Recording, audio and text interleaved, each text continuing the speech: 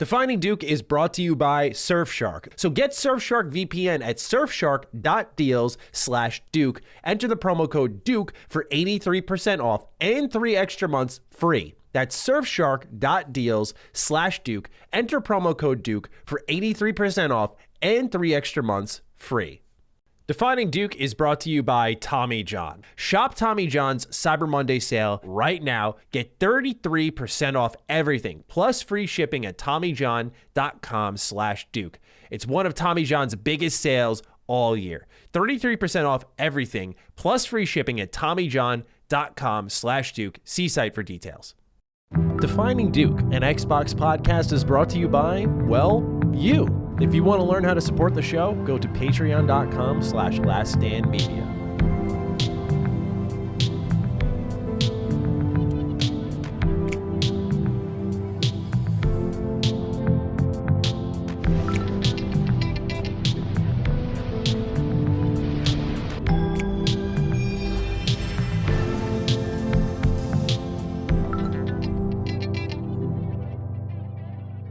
Salutations, everybody. It is Maddie here today, and welcome to episode 99 of Defining Duke, an Xbox podcast. We are one away from the big 100, and today I am joined by the co-host with the mostest, Lord Cognito. Yes.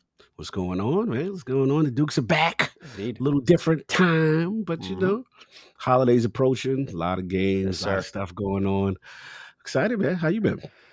Doing all right. I don't know. I felt a little weird these last couple of days, so I'm just kind of coasting in this episode. It might be a little less uppity. We'll see though. Something will wind me up eventually. Something will get that twist in the back going, and I'll spiral out of control again. But doing all right otherwise, and excited to be doing this. Basically, because we're doing this on a Tuesday. That could always be my pattern is off. Yes, typically doing this on a Wednesday, but we're doing it a day early just to make sure we accommodate the production team to ensure that we get this out and everyone can enjoy their Thanksgiving. To those who are celebrating this week, we hope you have a great Thanksgiving. To the rest of you, happy Thursday.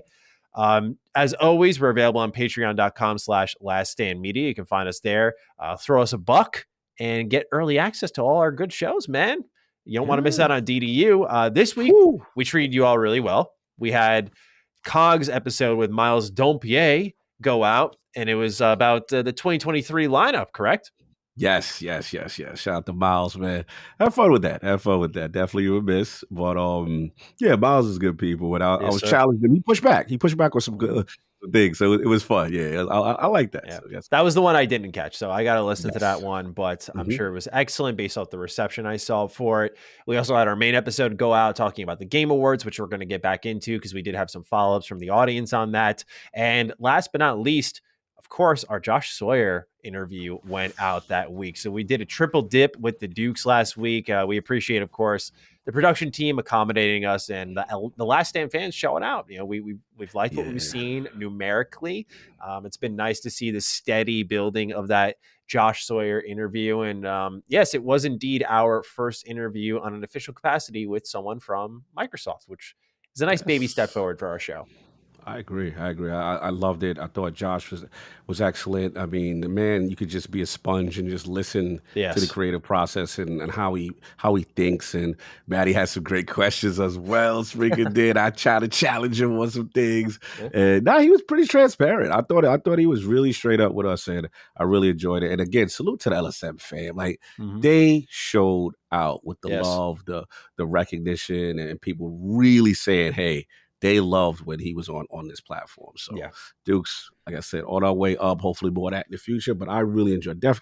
I told y'all about DDU. I told you. I'm tired of telling them, like DDU, get on it now. It speaks for itself. Like, y'all doing yourself a disservice. Yeah, absolutely. So that's available to the public. We wanted to get that one out as soon as possible. We saw a couple other interviews pop, and we were like, nah, we're not missing out. We got our own nuggets in there. Like, let's get it out. Cog's idea. So full credit to him. And so we put it out there immediately, and we were really happy with the reception. The reason your support there is so important is because We did have like a Microsoft exec and someone from Obsidian sitting in call with us silently during that whole thing. And it's important that everyone enjoyed the process, including our listeners, and that we didn't compromise any of our questions, by the way. We didn't even have them revised. So there was a lot of trust there, which is really good. So we're hoping that this will be a step into the right direction of getting more people onto our show. It does take a lot setting up, but everything worked out well. And with your support there, it makes them more inclined. Let's be honest. It's a numbers game, so we need y'all to, this is the only time you'll ever hear me ask this. This and mobile reviews are the only times I'll be like, y'all need to show up. Because if you want more of that stuff, I hate to say it, we're not sacred symbols. I don't want to put us on that playing field yet, but like, there's a reason why we've had interview targets that have said no to us and then like a week later have gone on sacred symbols. It's because of numbers. They want more people to hear them. So when y'all show up to those, it does mean a lot to us. It's not going unappreciated, and it does help us get more opportunities. So thank you so much for that. We're hoping that we'll continue to do more of those. We're trying our best, and keep an eye out. We'll let you know what we're cooking on when it's done, because we had that Josh interview in the can by the time we recorded the episode, so we knew it was safe to talk about at that point. Yes, sir. Yes, sir. No doubt. All right, let's start with some before we begins. Definitely our shortest lineup since I really started putting this into our show, but we have some follow-ups from the audience. The first two I want to get into have to do with the Game Awards rant I went on. And the streets were not happy. Oh, yeah. They mad with the Dukes. They mad with the Dukes. They were mad with Maddie. They were mad with me. You didn't do anything. We take bullets together. So I'm like, they mad at us. So I'm like, what we did now? It came across my feed. I said, oh, that's what y'all meant. Okay. Yeah. So we'll get into that entire situation in a moment here, and I'll explain what's going on and how I definitely think there was a crossed line somewhere, and I don't think I was necessarily off. So Josh Tarpley writes in, "Hey, Maddie and Cog. Appreciated last week's conversation on the Game Awards. I think many of us are in agreement that the show is needed, but there are many problems with it. My main complaint is the eligibility period. I just wanted to provide two pieces of pushback from last week's discussion. In regard to recency bias," this was me, by the way. Again, I want to make sure it's not Cog, it's me. "The Game Award voters actually have reverse recency bias. With the exception of Dragon Age Inquisition, every single Game Awards Game of the Year was released before July 1st of its given year. Along those same lines, the nominee pool is pretty well spread out across the year. Out of the 50 Game of the Year nominees since 2014, the release dates break down as follows. December through February is 12 games. March through May is 16 games. June through August is 9 games, which would make sense as a typically dead time of the year. And then September to November is 18 games. I think they do a pretty good job remembering games they played throughout the year. And when it comes to winning Game of the Year, it seems the Game Award voters appreciate a game they can sit with throughout the year versus cramming at the end. Also, sorry, Maddie, but I got to serve you a direct L. Since as part of your Game Awards rant, you were extremely confident in stating Smash Bros. Ultimate got screwed because of its December release date. I agree that the eligibility dates are bullshit, but unfortunately for you, Smash Ultimate is the only game that has been able to be nominated in the next year when it qualified in the December before. Love y'all. Congrats on 100 episodes. Next week, Josh from Virginia." Thank you, Josh. Now, in this same stretch here, I just want to include Bruce, the Genetic Jackhammer Randos, that's a name. Yes. They're right in as well, because it has to do with the Game Awards, and it does give some context as well to those Game of the Year winners, because I want to make sure everyone has all of the information here. Yes. He writes, "Hey, Dukes, it's that time of the year where every podcast are throwing around the term recency bias, and every year it irks me. I can understand if you're strictly talking about nominations, but a lot of people tie it to the winners of the Game of the Year winner. And it's silly if you look at the past 7 winners, which are Witcher 3, May 18th, 2015. Overwatch, these are release dates, by the way. Overwatch, May 24th, 2016. Zelda Breath of the Wild, March 3rd, 2017.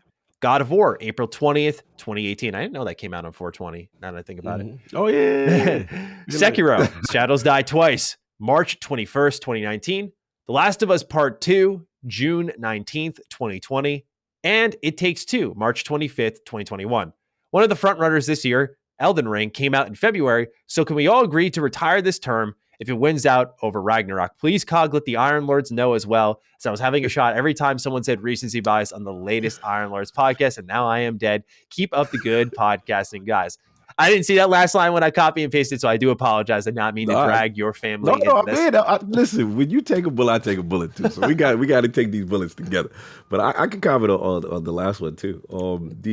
Shout out to him, because what happened, we had Carrick on. All right. Nice. Carrick jumped in during our Game Awards segment, I should say. Attic brought him in, and shout out to him. But they was flying it around, and they feel very strongly. But I think the crux of the argument, at least I can speak for myself, was that I think a lot of people just feel like the pool, they're getting tired of the same 3 or 4 games in multiple categories, right? And it's like, how do we handle that? And then the second thing is, and this is where the brutal honesty came out, which is like, I consider you and Carrick, like, you guys review this huge scope of games. I can't even compete with all the games you guys review per year, right? So the thought process is like, people, are they truly playing all of these games, or the majority of them, so that we don't have the same kind of thing? And I think that's what the recency bias stuff and all that stuff kind of came into that pot. You know what I'm saying? Because Carrick had a lot to say in that. And at the end of the day, I think that's what the overall scope of the argument. But yes, the term did come up, so I understand why people felt the way they felt. Yes. Yeah, and I think that's fair. I think where the lines got crossed with me was, number one, a lot of the people who were coming for me were going based off a clip on Twitter, which took me completely out of context. They left out everything that happened beforehand, and that was frustrating, because the crux of my argument and why I started talking about recency bias was specifically, I went back and listened, we were talking about Stray. And I was saying how indie games are really suffering from it in that regard as well, because Signalis wasn't nominated for really any of those, and that definitely made the cut. And that was not too long of a game to ask someone to play. And I know we all have our own personal beliefs on that, but I'm just saying, like, if it should be there or not. But to me, I think that is where we didn't, like, just Stray was the latest hot indie game, and it came out recently. And it was like a thing everyone had to go play. And so that's one thing, is that I got twisted out of context. I was talking about the overall Game of the Year winner. And I was also talking about, in the terms of recency bias, more so general pool nominees, but that's where my podcasting style can fail me. And I try to catch myself when I do, which is, I'll be talking, I'll bounce to point B quickly to explain myself, and then I'll try to wrap it back to point A. But people will forget what point A is, because you're listening to a podcast, you're doing a bunch of other things. So I understand how it happens, and it's not the audience's fault. It's my fault for the way I present things. But I try to be aware of that when I do present my arguments, especially when I do go on a tangent, because I try to make them rare. So it's not like, there's Matt ranting again. There you go, raging again. Yeah, I try to make it impactful, right? Like, it's, if he's incensed, like, this should mean something. So I try to keep that in mind. I want to make it clear, like, I was referring to indies and the overall nominee pool, but I will confess, I don't think I made that distinguishment. I was talking recency bias in the same conversation about indies and Game of the Year, but I was thinking about nominees. Now, what I did to check myself here, and people were correct in the terms of the Game of the Year winners, but when I did look at the nominee pool, it was usually a 65% was going towards the latter part of the year, like, in the terms of the overall 5 to 6 selections that were there per category. This year, and there were some that, like, I admittedly didn't count, like, for example, voiceover performances and whatnot. I was looking at just strictly, like, video game stuff, if you will, and it was that kind of 65-ish% area where most of this stuff was coming out later. And I'm not trying to split hairs at this point, because I understand, like, I can be wrong, I'm capable of being wrong, but I think my argument got conflated with something else, and a lot of people got on my back because of a clip that was out there. And that did not represent my argument as well. And I don't know why people who don't like me choose to listen to me, but hello again. I'm back. Listen, let me jump in. Please. And here's the thing. Like, we got to be real to what's really going on here. And I get it. First, shout out to you for jumping ahead. I didn't think he was going to address it. I was like, oh, salute. This is dope. But no, I always like to. If people have a problem with what I say, like, I don't want to act like I'm above accountability ever. I feel like. And respect you for that. Because most would have just, not even addressed it. The thing is, for me, and what I got to be honest, what I feel is the crux of all of this, is there is a strong group that really love God of War Ragnarok. And there's a group that, if there's any criticism towards it, or if you put anything up against it, in their mind, it is the de facto facto winner. There is nothing that can come close. And, I'm not even the Elden Ring guy like that. Like, I'm seeing Elden Ring getting slandered beyond all type of belief. Wow. So I think what it is you have the two factions, a warring faction going. You got caught in the crossfire, right? How dare you say recency bias to our beloved... yeah. How dare you? You know what I'm saying? So it's like whatever side you on, you catching the stray, literally, from the other side. That's just what it. Because listen, gamers, I love y'all, but listen, King said it best. No man can tell me how my food tastes, and y'all let these awards get to you. Y'all so sensitive if someone doesn't like it. Y'all so sensitive if someone doesn't feel it, and that's what the crutch it is. And I get it. Is the Game Awards perfect? No, there's a lot of things that can be fixed that are legitimate.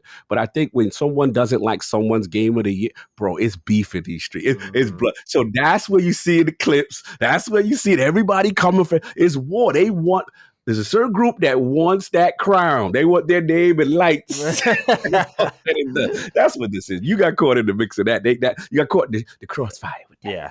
Absolutely. So I just wanted to make sure I confronted that. And to my direct L that's apparently being served to me, Josh, I'm going to return it to you because I was talking about the actual timing of the nomination. Smash Bros, I feel, should have made the cut the year it was released because I think it would have been absolutely in the conversation. Let's not pretend that once you get into that, which I'm glad that was the one game that had the exception. I was not aware of that. But when it follows up one full year later, it's going to be some game that came out in that year. Not the year before. That probably will never happen before again, because of what I talk about with, I think, recency bias, even if it's in the calendar year. Smash is old news by that point. So hold your L, Josh. Thank you very much. Oh, damn. And all I want is just more specificity on what the cutoff dates are, what the criteria for coming to the decision. That's all. Sometimes I feel like there's a lot of gray area on how things get nominated and stuff like that. That's all. Again, but I get it. I get what's going on. For sure. It is. Yeah. Also, people had a little bit of an issue with like me talking about God of War's design in the terms of really audio design, like solving puzzles for you before they've been solved and telling you things all throughout combat and saying, well, your game of the year is A Plague Tale Requiem. And all I can say is I never know. I really like when I play, like, I think it was the way bias. He hates God of War. He hated it. I just gotta, because the thing is, I'm not, what I think I see in a lot of the Xbox community is almost like compensatory level praise for games in the certain community they're not a part of. Like, I definitely see a lot of like, well, because I'm an Xbox guy, like, yo, God of War, man. I'm just like, look, I'm a guy who loves Sly Cooper. You want to hear that out of me? I'm sorry that the franchise I love is dead. Like, that's just, so yeah, I'm sorry I'm not excited at the right time for you, but I'm playing God of War, and I think perhaps it's the handled delivery of it, but it is more of a AAA problem. The reason I shine a light on PlayStation is because they're leaders in that category, and we always give them the roses for that. So I expect them to take us off the leash more if they are going to be the leaders, not the opposite. But we can get into that in a separate write-in if anyone ever wants to talk about it a little bit more. With that, we have one more from Steve Forgione, and then we'll dive in earnest into our gaming news. He writes, hey, boys. Who's the next after the legendary Josh Sawyer DDU interview? Given Xbox's upcoming releases, our choices include Harvey Smith at Arcane, Dan Greenwald at Turn 10, and the man himself, Todd Howard. Love seeing you guys succeed, and will continue to watch the hell out of the content put out by the Dukes. Be well, and happy Thanksgiving. Thank you, Steve, and happy holidays to you as well. Cog, I wanted to open this up not only to our audience to submit a little bit of a wish list of like who you want us to target. Of course, we have those obvious ones on the list, your Phils, your Todds, your Harveys, your Dans. But Cog, is there anyone that ever comes to your mind that you're like, that'd be a great get for Duke? There's so many. I mean, Tim Schafer is one that comes to mind. I think he's an interesting character in the games industry. Man, there's so many. Of course, God. I mean, God Howard is just, come on. You know what I'm saying? I've said it before. I said it in the LSM Discord. Like, I know he would do one with me. We've talked one-on-one about doing an interview. It's the amount of people that stand between Todd and I that makes it impossible. And given the fact that there are no in-person events, it probably won't happen until I can get him there again. And I have my equipment with me. And I don't even know if then it would be an LSM podcast. But that's how I have to circumnavigate it. Because he calls the shots, but if there's a million lines before me, they'll stop me before he can even hear my cries for collaboration. So unfortunately, that's going to be tough to swing, but that is definitely the the dream. Him, Phil, and Sarah Bond probably. Oh yeah, Sarah, of course. Another one for me is what's his name? Dominic Matthews. I feel Ninja Theory, we don't get a chance to talk to them. I don't feel like they get a chance to come outside. I would love to pick their brains, you know what I mean? To see where they're at, kind of thing. So yeah, there's a lot. But yeah, the majors that you said, of course, Sarah, the Queen, Phil, of course. Oftentimes, like what I really want to do, it's usually situational. Like there, obviously we just listed out people whose brains I'd love to pick. Josh Sawyer was one of those on the bucket list. But like when CD Projekt Red was kind of spiraling and then they were slowly bouncing back with, I think it was update 1.6. I remember I reached out and was like, hey, would love to do something and talk about your bounce back, because they were like enjoying an incline at that point. It wasn't like they were down and I was capitalizing. It was like, you guys are on the upswing. You want to do something. And so that's how I structure a lot of my interviews typically, is like based off the situation that's happening, not just the person itself. Obviously it's tough to get companies to do that, but that's why I struggle to think of ideas sometimes for them, but I'm always open to the audience pitching ideas. Yeah, so absolutely. And then also, don't be afraid without harassing, you know what I'm saying? You could also tell these entities, hey, we'd love to see you on the Dukes, you know what I'm saying? That, and reference the Sawyer interview. And again, it's all about talking and trying to make things happen. But yeah, I'm for all of that, because I think the best information is from the source itself, right? Yeah. And instead of speculation, we have them right in front of us, and we really get in depth. Makes us a better show. Love. 100%. Yes, absolutely. All right. With that, enough showbiz out of the way, let's talk video games. We're going to begin with Ubisoft, where they have revealed some concept art for the Splinter Cell remake, with a statement that the team is now going dark until the game is rather ready to be shown off. So I'm just curious how you feel about this one, Cog, because for me, like, I want to be excited, but I'm not a big Splinter Cell guy, I don't think. It's definitely one of those series I respect. I've enjoyed my time with. I do think, like, for example, the original Splinter Cell and how you could hide in the shadows, how cool that was for a lot of people back then. For me, going back and experience those much later, I think I played Pandora Tomorrow was my first one. That, like, it didn't blow my socks off, but it was cool. Okay. So I understand why people want it back, but I'm not losing my mind over the Splinter Cell remake. Maybe it's also because of Ubisoft's involvement here. But do you have any anticipation for this one? Are you counting down the days for this one? Yeah, this is near and dear. Nice. I'll say something very controversial. Look, I got to be honest with you. Like, I love Sam Fisher. I like Sam Fisher better than Snake. I like the Splinter Cell series way better than Metal Gear. And the reason being is, look, I get it. You don't like that Lolly Lulu Lulu or whatever the hell it's called? Get the Lolly Lulu out of here. That's when Kojima lost me. But look, Kojima is a GOAT. Metal Gear games are great. Right. But Metal Gear games are not what I consider true stealth games. And what I mean is, like, the concept what Splinter Cell was doing at its time, the very first one, graphically for its time, mind-blowing on the console. The use of the light and at that time, that light source and stuff really didn't exist. And you were utilizing this as an element. What's exciting me here is, like, there's really not too much you can mess up. I mean, it is Ubisoft, but but it's hopefully not too much you can mess up. And then they talk about utilizing ray tracing, utilizing the newer technology as far as the AI and the routines. And it was a challenging game, and it forced you to kind of avoid confrontation. I remember the whole thing. You grab somebody behind, you got the thing from them. They introduced Spy versus Mercs, which is a revolutionary mode. Good mode, yeah. Bro, you grab somebody, then you can whisper, yeah, I got you in there. what you gonna do now? On Xbox Live, bro. That cause, you ain't want to get caught up, bro. Like, this is Splinter Cell is near and dear. And Michael Ironside, and oh man, like, there's a lot going here. I think there should be, these screenshots look amazing to me. I'm cautiously optimistic, and then also I'm kind of in that pocket where I've waited so long. I never thought it was going to happen. They're finally committing to doing it, so I'm pulling for them. But yeah, Splinter Cell for me is really big. So hopefully they knock this thing out, man. Make the hardcore fans happy. Absolutely.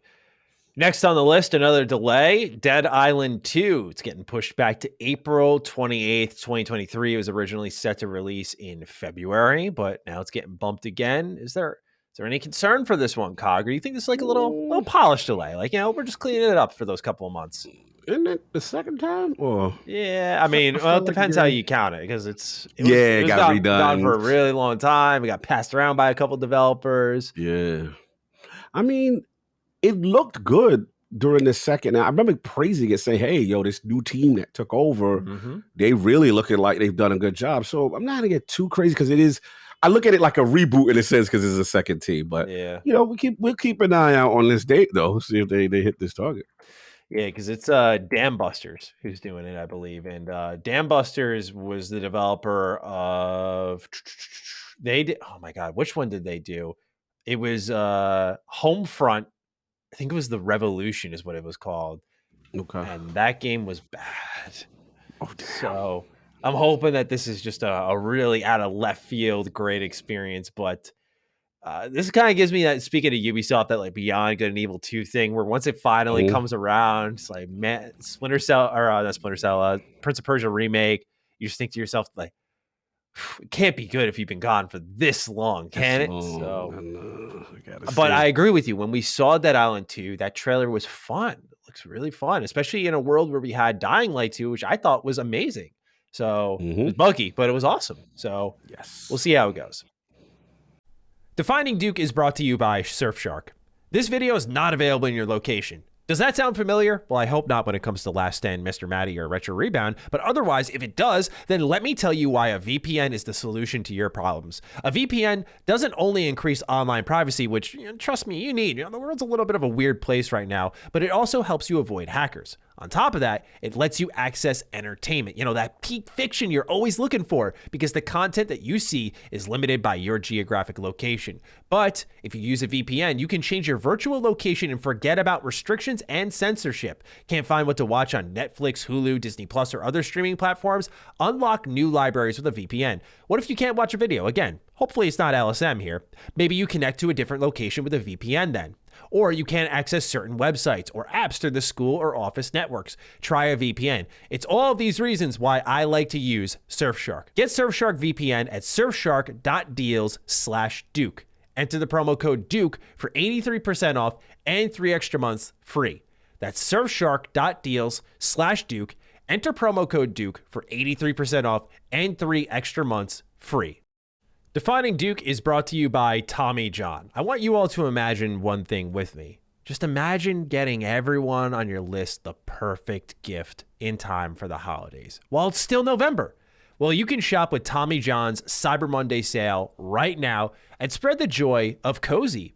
In Tommy John, you're that much more comfortable, so you can do everything better. Shop Tommy John's Cyber Monday sale and give the gift of comfort to everyone on your list, including yourself, with new Tommy John underwear, loungewear, and pajamas. With over 18 million pairs sold, giving Tommy John has become a holiday tradition, and it may become yours next. And that's why I love Tommy John. Look, I podcast a lot, so I do wear a lot of loungewear while I'm doing all of this, and I like to have that, the breathing, if you will. You know what I'm talking about. I don't need to put the bad mental image in your head. So that's why I like to use Tommy John. Shop Tommy John's Cyber Monday sale right now. Get 33% off everything, plus free shipping at TommyJohn.com/Duke.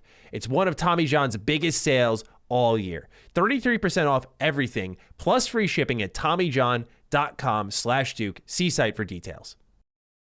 This one's really, really exciting. In a translated report from RuliWeb, Team Ninja has confirmed their plans to remake Dead or Alive and, wait for it, Ninja Gaiden. Bro. Phil, just that, that TikTok where the guy's like slamming his credit card and he's like putting in there, he's slamming it again. That's me right now, because if Phil is not picking up the phone and being like, yo, what do we got to do? Team Ninja. Phil, this needs to be, I'm sorry, I'm usually not one who votes for it like this. Go for this. This Ninja Gaiden needs to be exclusive. Y'all fucked up with KOTOR. Let's call it as it is. You fucked up with KOTOR. You missed out on Legacy there. Do not do it again and let PlayStation become the home of Ninja Gaiden. Not because I don't want PlayStation fans to eat, but because Xbox needs to remember its legacy. And it seems like they did, right? Remember when Phil was on stage announcing Wo Long, he said it's great to be working again with Team Ninja. So that's why I'm saying, like, pick that damn phone up the second I saw it and be like, how can we fund this? What can we do? I'm not talking day one Game Pass tomfoolery. I'm talking about that exclusivity. No. Yeah, 100%. So the Game Pass day one wouldn't be enough for Maddie? I'd be happy with that. Yes. Okay. I'm not going to act that privileged here. I'd be happy. But I'm just saying, what I see here is a point where they could right the wrong. I think KOTOR is a game I have it on good authority. They let that one get away. And for what reason, I don't know, but they let it get away. And I don't think it should have ever come to that, because you don't see PlayStation letting like Parappa the Rapper slide over to Xbox or some crap. Like, that's just not happening, right? You don't see like, oh, we abandoned Resistance and now Insomniac's going to work with Xbox to remake it. No, that just doesn't happen, right? So Xbox should have never let it come to that, but they did. That's now buried, presumably. So now you have a chance to take another old school Xbox original game that has the legacy on your platform and do it right this time. Get your money in, get that remake rocking and rolling, get that exclusivity. This is an Xbox game, whether they like it or not. Man, that would be, Did you gain exclusive? That's taking it back to the OG days, That's right? what I'm saying. I see where you're going because, with. I mean, sorry, I don't mean to interrupt. No, the last thing is, I think of Final Fantasy VII, right? It's goes hand in hand. It's like, yeah, y'all had the original exclusive to the PlayStation 1.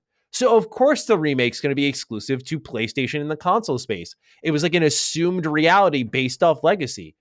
And I love that Xbox is open and airy, but instead of it being multi-platform, like they just lost out on KOTOR. And it's like, you can't lose out on your legacy. Like, what defined your platform in its earliest days when you were the next Dreamcast effectively? I usually don't press for that exclusivity, but I feel like you got to do this one right. Anyway, sorry, I interrupted you. Please go on. No, please. I love the bars. I mean, it's tough because emotionally I do feel you. I feel like the synergy with these games are Xbox affiliated games, right? That's where you notice it from. I just think the business side of COG says the reality is that they lost the generations they weren't supposed to lose.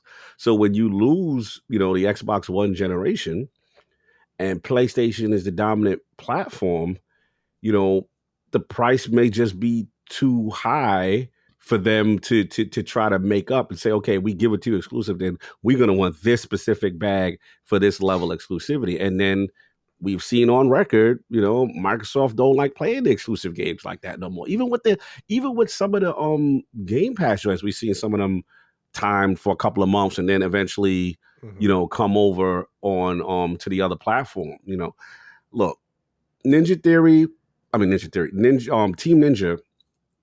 I love what I'm seeing recently, right? The Wolong, them talking about Team Ninja, they going over to Japan. This is a big one, man. Listen, if they're able to pull this off, that would be a statement. That would be like, yo, we want this, we value this. My gut, though, not new Xbox. New Xbox will say, we will pay for a Game Pass bag. We'll give you a Game Pass bag, and we'll do the marketing, and we'll, in their mind, that's just as much more value to them than to play. They don't like play. Ever since the Rise of the Tomb Raider deal, since they got eggs thrown in their face, because here's the thing, people like, and I get it, Tomb Raider was different because people are like, that's synonymous. It's not synonymous with you. Why are you buying it? And they got vilified. I didn't think it was fair that they got vilified, to be honest. I never thought that was fair. I remember Phil having to come out and explain, well, when's it going to end? And I'm like, yo, there were journalists saying, when is Rise of the Tomb Raider coming? And I hate to use the term, but I got to be messy. My PlayStation. You know what I'm saying? Like, bro, like, what are we doing? So again, it's just a hand. Unfortunately, they dealt. World is not fair. Certain groups can get exclusives and eliminate it from other platforms, and not too many people. What's the Joker quote? It's no one batted eye. You know what I'm saying? But certain groups do it. So look, not to get into all that the hyperbole, but the reality is, Game Pass is the driver. You still get the Game Pass bag.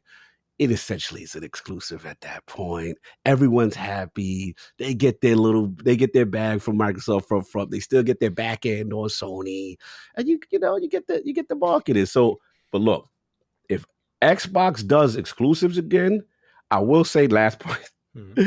I can see this happening if the Activision Blizzard King doesn't go through. That's what I was going to say, is right now the way the regulators are kind of speaking is if this deal is shut down, they're stating, I think Jez Corden wrote this, so I don't want to take credit for this thought, that you're telling them to play PlayStation's game. And basically. And then Microsoft's just going to go open season, I feel, and go grab whoever and just lock them down. And I don't know if that would be a better industry, quite frankly. It'd be very interesting as a commentator, but I don't know if it'd be better for everyone involved. I think we want to see them succeed with this deal, get Call of Duty on more platforms, see Game Pass be the driver it is. And yeah, like maybe my argument's a little more in like the old school camp of like get it exclusive because it once was. And I totally understand. And like, Cog, you definitely were like spitting fire my way. Like totally right. But just, I think a lot of this does depend on the deal. And it also probably depends on Wolong's performance, right? If they see the numbers are great for Wolong, because they're releasing that multi-platform, but it's Xbox Game Pass. If they see like players showed out on Xbox, does that change the scale of the next deal? I feel like there's a lot riding on that too. But keep in mind, Wolong has multiplayer. So good point. There is that. And if this Ninja Gaiden remake is going to be faithful, single player, that's all Hayabusa, man. So we'll see how it goes. Dead or Alive, I could totally, we didn't even talk about it, but Dead or Alive, that need to happen. Now that's another one, right? Kind of assuming. Dead or Alive 3 was my sexual awakening as a kid, bro. that was my shit in second grade. I was like, this is the greatest shit I've ever seen. They allowing this? Yeah. I was like, whoa. Where's Tina's outfit? This is great. Yo, facts. A lot. The boys became men during this time period. Yeah, bro. I think it was Demo Disc 8. Shout out to Demo Disc 8 for my awakening. Yeah, man. Oh man. This is shout out to Demo Disc 8. I gotta indulge your heart. Xbox Demo Disc. I gotta make sure. I love how you remember it in detail. Hold on. No, Demo Disc 8 was fire too. Spider-Man, Star Wars Jedi Starfighter, MotoGP, Crash Bandicoot, Wrath of Cortex, Triple Play 2002. Do you remember these? Did you ever get these demo discs in the magazine, bro? This was my shit. Yeah. This is we taking it back, bro. I was one off. It was Demo Disc 7. 7.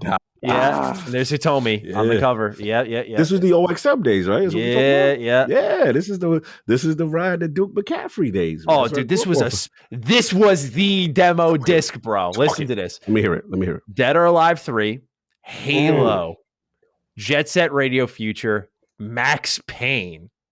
What? Yeah. And then they had Test Drive Off Road, Wide Open, and Dave Mirra Freestyle BMX 2. Bro, those first 4 games I bought on Xbox just because of that demo disc. That has to be the most powerful demo disc of all friggin' time. Yeah, that demo disc is powerful. OXM, man. Again, shout out to Duke McCaffrey. Those were that's his era. Them demo discs was crazy, huge for the platform, huge, absolutely, bro. I'm just looking at it now, like the little slot it comes in, everything. I'm sorry, I don't mean to derail our show. This is OG Xbox talk right here. This is what it was about, and they show you the power of the demo. I'm going to send you a link just so you can lay some eyes on this one. Right? This is let's see what's going on, like, bro. Once you see this, you're gonna go. Look at the death. You know, it's funny. I remember that cover. Yeah, yes. He told me on the front, man. Jack told me on the front. Art style, man. That game. This is memories, right? That is a cool looking sleeve. Man. All right. I loved getting these. I love stuff like this. This is how I found all my games as a kid. OXM, man. Shout out to them. I found all of them. I didn't realize though all 4 of those games were on that disc because I was obsessed with each of them. I replayed specifically Max Payne and Halo's campaign demo disc endlessly, especially Max Payne because you could break, I think, that demo disc and like get passed into the bank. But anyway, I could go on. I'm not going to, but salute. Gotta lock down Dead or Alive. Yeah, gotta get that. Gotta get that laced. Get that exclusive physics. Yes. All right, next on our list, the EU has decided to extend its window for a decision involving the Xbox-Activision merger until April 11th. So the deal will not be done till at least then. So get cozy, everyone. We're going to talk about it a lot, at least until then. Absolutely. Hyperkin, you may be familiar with them as they made the Duke controller for the Xbox One, and they are now working on the Xenon, an officially licensed replica of the controller that was originally included with the Xbox 360 when it launched in 2005. Now, I missed out on the Duke, and remember, I tried to get really Randall cheap with it, right? I went on eBay, and I went and found a $20 version of one, and I was like, this is it. And it was like a person who was on eBay with no sales. I was like, I'll give it a shot anyway. Didn't come my way, took my money. eBay couldn't get it back. So I was like, all right, that stinks. But this one I'm going to make sure I get because I love the OG Xbox 360 controller, man. Oh, yeah. Classic. So, like, some people still have that as the GOAT as far as controller. Really? I think the skinny triggers keep it from GOAT status. I think Xbox One is Xbox One, Xbox Series X is where like they took it to the next level for me. I agree. But don't get me wrong. It was so good. The 360 controller from where it came from. And then let's be honest, and we're going to talk that talk. When you look at even stock PC controllers, they all mimic the Xbox controller. Oh, they do. That's true. Yeah, like it is a very mimicked controller, and I'll always have love for it. Like I said, the only thing I only gave PlayStation over it is that I was a fighting game, and I do like the segmented D-pad of the PlayStation. Oh, God, I like that.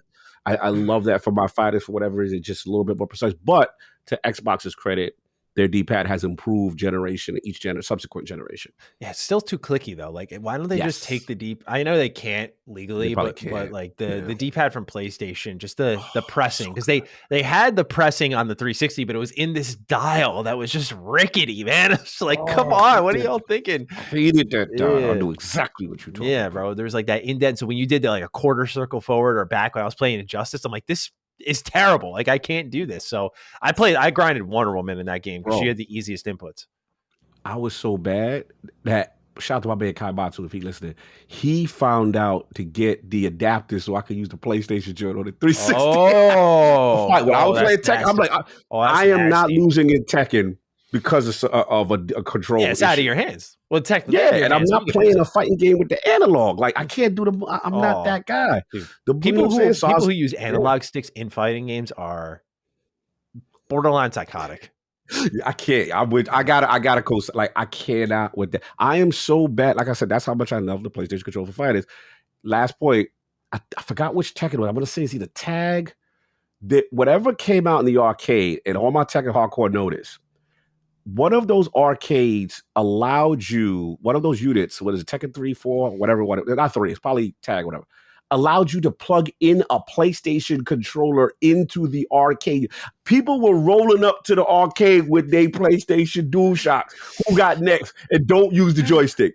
Yo, bro, I was that dude. I was like, hold on 1 second. You plug the joint in. Now it's on. Now you going to get it. I was that guy. That's how much I love the D-pad. But overall, nothing is beating this dual, the offset, awesome, the FPS greatness. It's glorious controller. Oh, it's so good.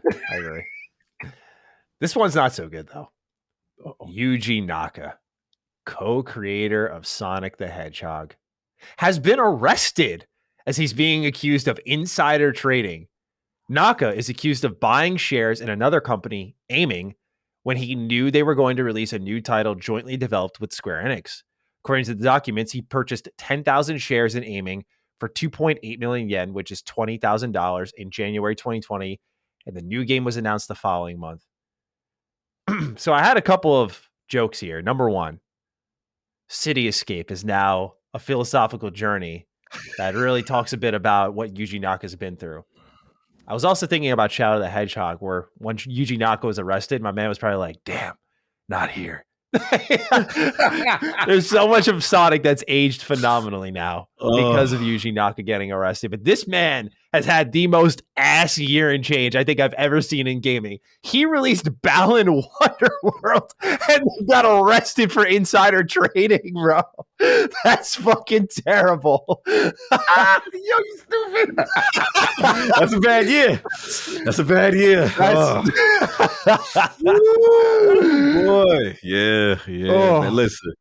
We taught this on IOP, bro. I would try not to laugh to be respect, but it's kind of funny on a couple levels. All right, first, all right, here's the thing that's so wild, Maddie. The game that we hearing was like that they did the insider trading on is Dragon Age Mobile. Dragon Quest, you mean, or Dragon Age? Dragon Quest, Dragon Quest, excuse me. Correct. Thank you for correcting me. Dragon Quest. So we know them Dragon Quest games, right? You know what I'm saying? So if his team or he happened to have knowledge of that, like insider trading is such a big deal. Like any corporation I've worked, like you have to take courses to keep your job every year on insider trading. If you know anything internally and you try to leverage that, it's a wrap. So if it's true, beyond stupid. Like you are playing with fire. Then the other thing that's crazy is, remember he was having a drama. He threw Square Enix under the bus. Remember? He was like, yo, they didn't let me do Balan right. They don't care about gaming.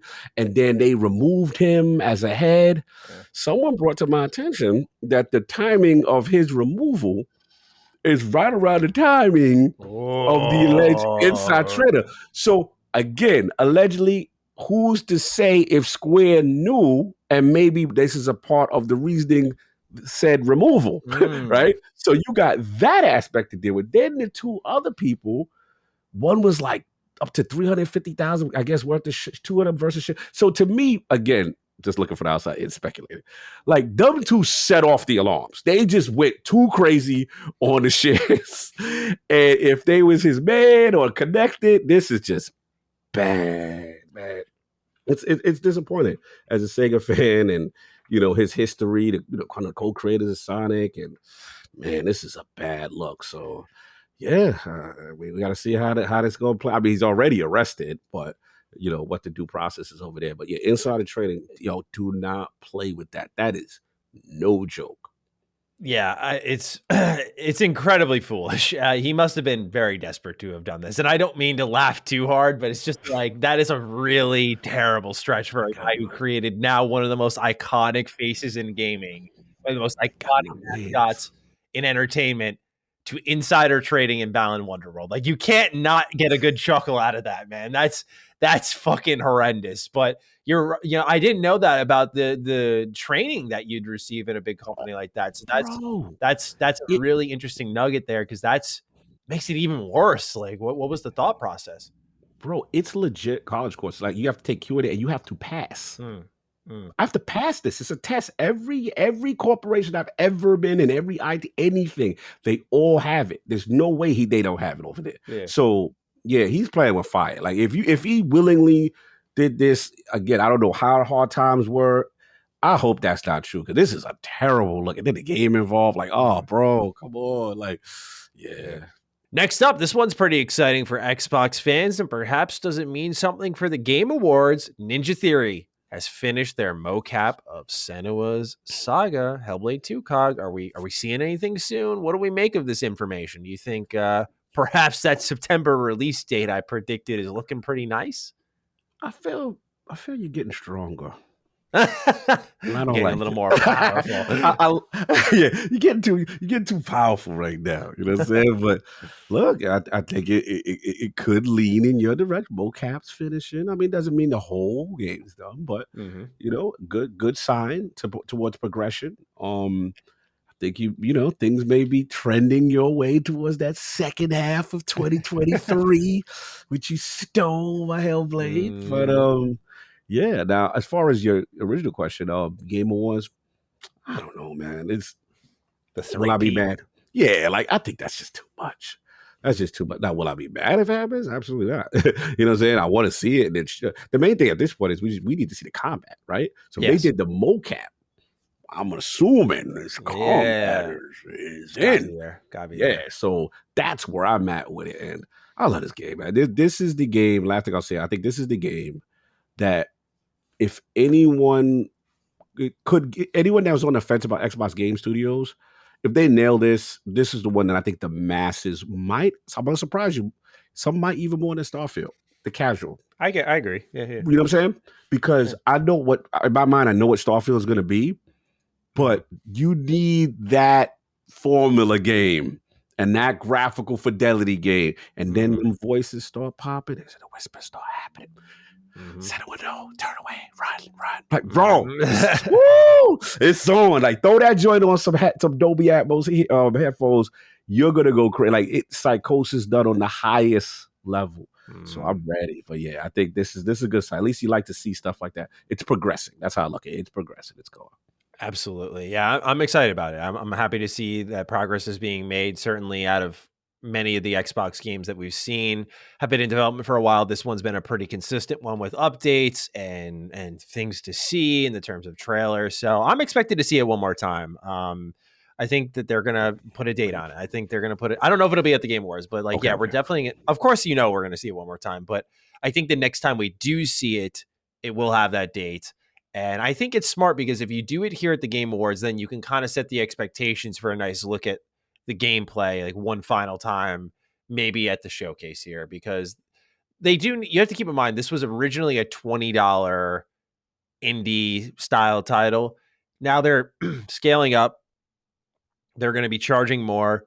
You're going to be bringing more eyes to it. You kind of have to sell like what it is more and more, I think, compared to the first one, which really sold itself and surprised a lot of people. Maybe not in quality, because Ninja Theory has always been great, but I think it caught a lot of people off guard, and it was easy to buy into because it's $20. I think with this, you need to keep showing it. So I'm of the mindset we'll see more soon and later, and that the next time we do see it, we'll get that release date, because I think Xbox probably wants to, again, like 2022 to me, and my philosophy, it's just my philosophy, it's my perspective, is I feel like you got to just take care of business in 2022 to make 2023 as strong as possible. And like ways that you cap over the year by saying like, hey, this game is coming out at this point in 23.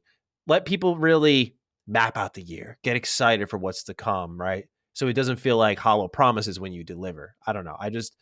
I feel like we should see it soon, but otherwise I don't want to get too crazy with it. Mocap is done, and that's exciting. Next up here, Crash Bandicoot Wumpa League, pretty much a guarantee for the Game Awards, speaking of that. And they had a prototype leak, it would seem. This was on a Liam Robertson video out there, and it looks a bit like this team-based hero game, if you will, but it's shaping up. It's looking interesting. Just the conversation, I should say, is shaping up. This is a really early look at the game, but very interesting to see how things are starting to revolve around the Game Awards, because our next two bits of news here, I want to do them all in one shot and then get your thoughts on them. Insider Gaming reports that Diablo 4 news is set to land just ahead of the Game Awards. And we remember Jez Corden saying that, the release date would be around April. And then we have Star Wars Jedi Survivor, where apparently that release date will come at the Game Awards, where it's said to be about 30 minutes into the show, which is oddly precise. So things are starting to slip through the cracks for the Game Awards, but these three are sort of in tandem to be expected with the Game Awards. So I wanted to, gut check you one more time as we get closer. How are we feeling about what's going to be there and in the vicinity of Jeff Keighley's big show? Yeah, we got to get some announcements. For as much as we complain about some of the processes, they've been known. It's kind of getting the reputation of known for the big game announcement and what someone's working on or what someone's doing, kind of thing. So, I expect this. The Diablo thing is surprising. I'm like, okay, we're gonna learn more about you. Shout out to Becky Bori. I felt he threw a subliminal at our boy Jez. I thought he threw a subliminal shot.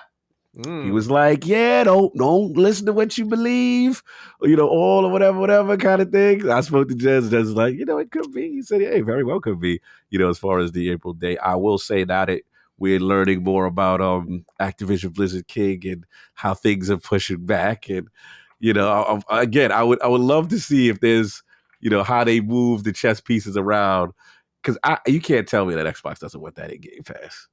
You can't tell me. You know what I mean? So that's gonna be interesting. And Jedi Survivor, let's go. Shout out to Respawn, but people's over there, like, yeah, they definitely my top 5 studios. But it's time. It's time to see the next.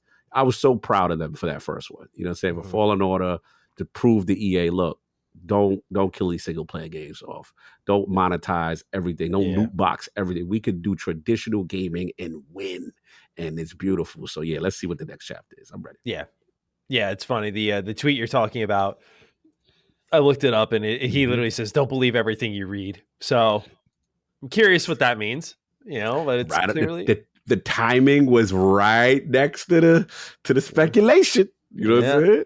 So we'll see what that Diablo 4 news is when it hits ahead of the Game Awards, provided that's also true. But keep an eye out for that. Yeah, for me, like out of everything we're talking about here, it's definitely Star Wars Jedi Survivor that I'm very keen on learning more on. Much like you, I love that this game really saved single player gaming within EA. I think that's not a stretch to say. And not only that, but I thought it was like the best Star Wars game we got since the early 2000s, with like that era of KOTOR, Battlefront, Republic Commando. It felt like it was a trip back to that time where, oh yeah, like this was a fire series that you could build games off of. So I'm curious what they do with the sequel here, where they take the story. That's kind of the big question mark for me. I'm also looking forward to how they refine the gameplay, because it was very Souls-like, not Souls-like in difficulty, in approach and design, and even bonfires almost. Like it was Souls-like. So I'd love to see them take it one more in that direction. I know some folks are tired of it, but because the combat was focused on deflections and parrying, which Star Wars has always been about that with lightsaber combat, like I'd love to see them evolve that a little bit more and make it a little more crunchy, or have a difficulty option for that. I think that'd be a lot of fun, but we'll see how they end up doing it. I just like that out of all series, it's Star Wars that took a good page out of the FromSoft handbook there. But yeah, a lot of exciting stuff on the way in the coming weeks, so we'll have much more to talk about. For now, we get into what games we're playing, Cog. We have an interesting lineup here between you and I. I think maybe we should talk about Evil West together first. It looks like you've been playing it, so I'm curious as to your thoughts. I did my review for it, and I loved it personally. Oh wow! See, I gotta say, I literally just started because I didn't. Oh, nice. We're not fortunate to get it, so I literally just play it like everyone else. Focus Home always feels like one of those guaranteed. You know, those companies where you're like, oh, like I can count on them for a code. Like Focus Home has always been like the homie. Like they just always have one. So I was happy to get one for this. But please go into your experience a little bit. No, it's just I'm going to defer to you mostly because I literally got a few hours on it. But my initial impressions was like very fun. Like it's just a fun romp, and it just feels good. And, you know, it had the weight to it. The combat, I thought, and the skill stuff started to get a little bit better. It's a little bit more visceral. Yeah, I like the epic confrontation of the mini bosses versus the bigger bosses and stuff like that. Yeah, they changed that from packs. Did you notice that? Like they're not always named bosses like they once were. And I was like, that was smart. That was actually smart.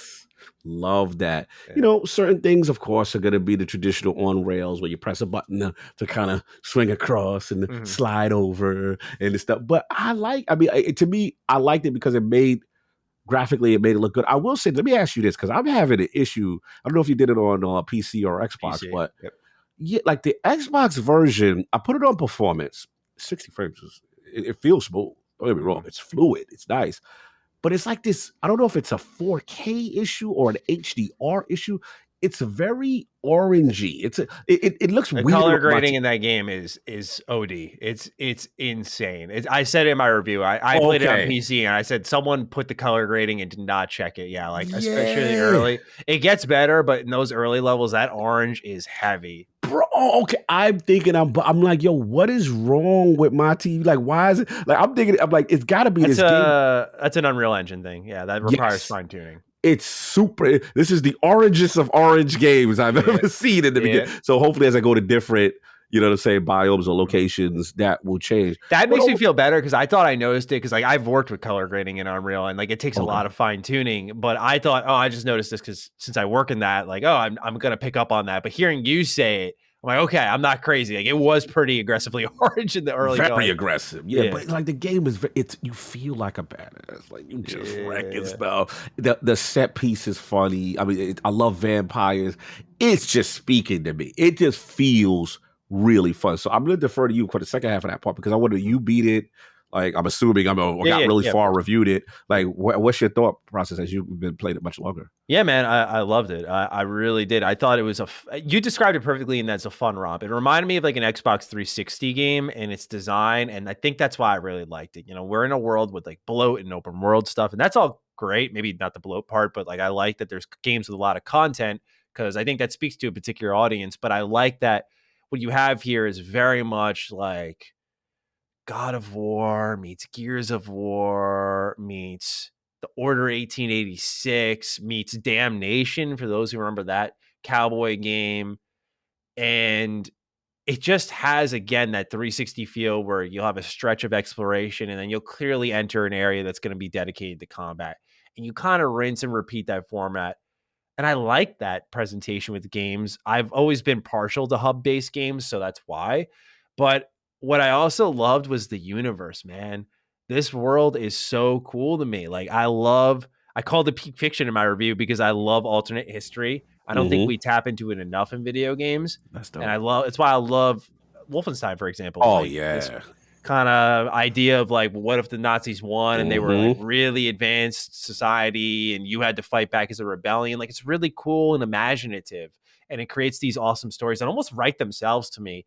And here you have humanity mastering steam and lightning and fighting the undead and vampires in an organization called the Rentier Institute, which teams up with the American government during the colonial era to wipe out these like necromancy. I just love that stuff, man, because I won't spoil it, but just some of the pickups that you get where you like learn about the universe, you literally see the lore. I'm like, yeah, this is awesome. Like I love how this world is structured, and they have a winner here in Evil West that I hope they nurture, because I don't necessarily know if they need to do anything but probably smooth out some of the kinks in the gameplay.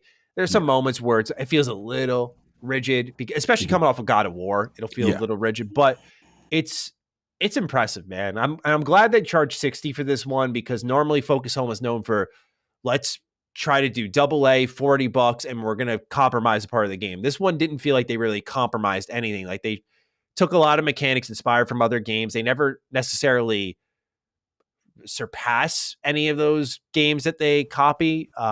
They definitely surpass Damnation, though. That game was not good. But they don't really surpass any of these games. But because it's a culmination of all these different things from different games, it feels like its own thing. So it doesn't really have to be an expert at any of them. Like, yeah, the combat in God of War feels better, but this game also has guns and third-person shooting, and that feels good.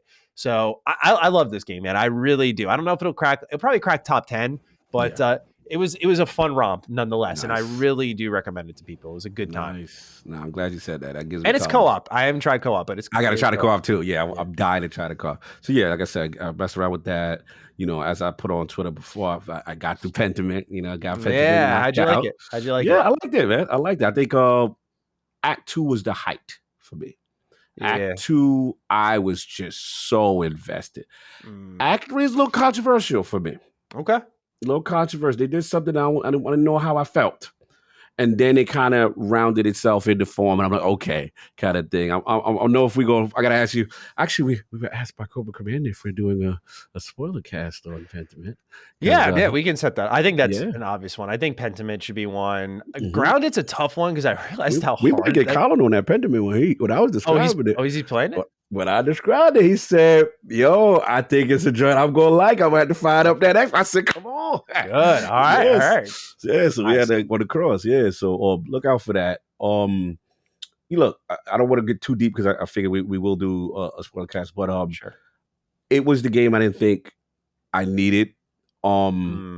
Obsidian Sawyer was just, the writing is it's absolutely excellent. The time period, the dialogue checks, the convincing, where they go with it is really cool. Got a little nitpicks that I won't say. I'm not on that 10 out of 10 vibe. I'm not going there. There's like 2 nitpicks that I'll probably discuss a little later because it's going to spoil it if I say what the nitpicks are, and I don't want to do that here. That'll be reserved for the spoiler cast. But this is a game that it reminds me of when you told me Danganronpa. Okay. Get to the first murder. If you get to the first murder, you're going to know if it's for you. This is a classic Maddie quote. That's how Pentiment is for me. Because in the beginning, I was like, I don't know. I was very skeptical. But once the hooks were in, I love it. And I love that cycle of not being able to do everything within that time period. And you've got to go with what you got. Once those cycles hit a certain point in them days, you have to make a decision with what you have, and you can't do everything, which invites replay value. So yeah, Pentiment, big fan. All right, Somerville. How we feeling? Better. I'm feeling better. Cool. I still feel me and Sav had this discussion. I don't know who left who's responsible for what, as far as the original team for Inside. But I do feel whoever's on the Polish team, he's missing. He's missing. He's missed out on this. We got to call that dude up that was on the Inside Polish team. Get him back, rehire him, because there's 2 puzzles in the first couple of that I'm like, bro, this is whack. Like, that is not earned. That was stupid. That didn't make most puzzles. I'm like, I get it. You know, you got the general sense. It's just how to execute. Sure. There was like a couple, but then once I got past those, the game opened up. And you got some classic atmosphere. Some classic, what is that? Like, type of stuff. And it gets crazy, it gets wonky, but I'm still liking it. Don't get me wrong, I'm still liking it. King beat it. King is disgusted, apparently, at the end. So I gotta end this. Apparently, King said, nah, he's very disgusted with some stuff. So I'm like, okay, I gotta see where that go. So that's where I'm at with Somerville. I'm like, maybe I'm far. I know I'm like 75% of that game done. Nice. I'm pretty far. And I only had to look up 2 things. Yeah, I should be done. Yeah, Somerville will be done. I'll be ready to rock. And then I got to get on Plague still, because I got to get on with y'all. That's the next one. And the last one I'll say is, bro, took your advice, started Grounded over with the homies. Full co-op now. No single player. Okay, we got a squad here. Full squad with the homies. Man, that game was addicting. Yeah. Man, that game. I saw you on it on Discord. I was like, wow, he's going. I can't stop. Like, we're doing stuff, yo. It's so much fun. I had my first, because what it is I'm not a builder. I got one of my homies is a builder. And then one of my guys is an explorer like me, and we're running around doing narrative stuff or whatever. And then one of our other guys is a resource guy. So it just works the way our personalities are. I don't care about the builder, but when we come back from our little journeys and adventures, we're like, oh, look what you done with the place. Oh, wow, this is great. Like, you got all this stuff. We had our first attack of we pissed off the orb spiders. Bro, I found their den and I walled them in for a while. Oh yeah, we got a base right out front of the tree. Right out front. Yeah, we got a cheese for them. We got something for them. We be handling it. Okay. Yeah, we got a nice little cheese. Come on, Spider. Come on. You want to come over here if you want? We do some evil stuff. But nah, bro, it's so much. I'm gonna get that done. I want to get that done. And that's another thing I know we got lined up, hopefully. But we got a lot of options here. We got a lot of options we could do. But those are the games I'm playing. And bro, it's not gonna stop. I mean, what you call it? Was Midnight Sun, High on Life, Evil West. Bro, it's just so much. Demio just dropped some joint. I'm finished. Destiny got new. Like, December has turned crazy for me now. A lot, yeah. So, what about you? The rest of the stuff you playing? Oh, I see one game in there. I'm dying to ask you. Oh yeah. I can guess. I played a little bit of Tactics Ogre Reborn. I'm about 3 hours into it because Colin and I talked about Trails on an episode of Sacred Symbols Plus. I don't know when that's going out, but we sat down to talk about it. I realized in that episode how much of a Trails geek I am when I'm talking to someone who's into the series. I'm like, putting all these fun facts out there. It was like me talking about Bethesda pretty much. So nice. I recognized I have another strength in my commentary.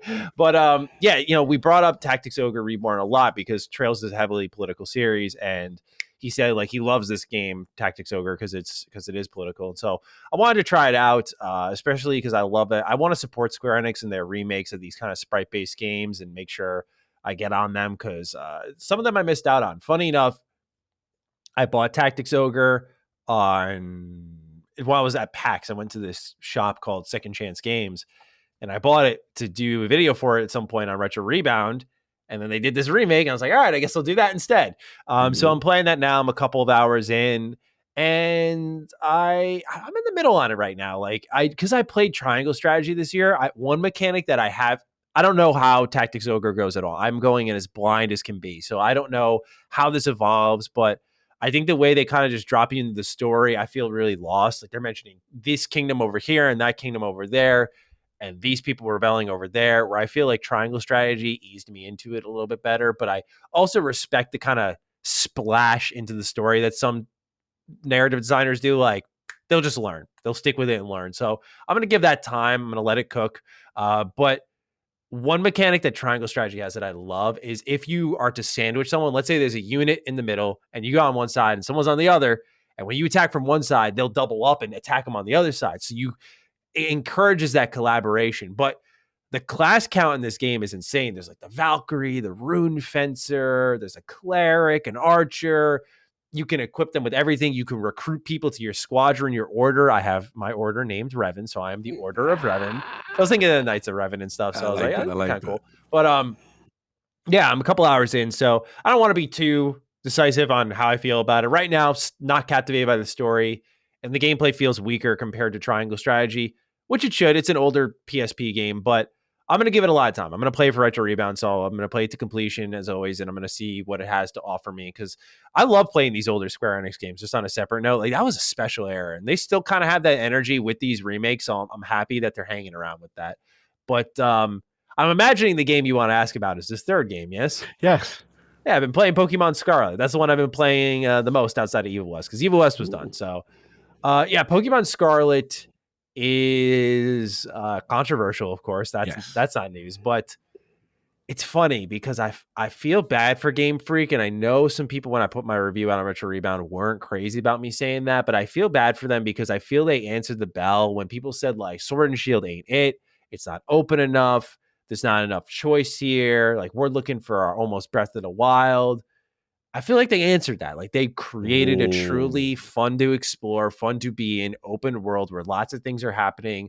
There's 3 storylines. You can go at it whatever way you want to. And the game's actually challenging this time. Like if you stumble into the wrong neighborhood, you are going to get crushed, which you typically would not have happen in Pokemon. You would go on this one track through the world, do your HMs and call it a day. This game is very narratively inspired by Sun and Moon, but its open world isn't necessarily the Breath of the Wild people are looking for, but it's just surprisingly open is what I'll say. Like they take you off the leash and let you go. And I was thinking about all the little kids that are going to be playing these games, and I'm like, they're going to be a little lost here. Like, good. Let them figure it out, but good. Like, I want this.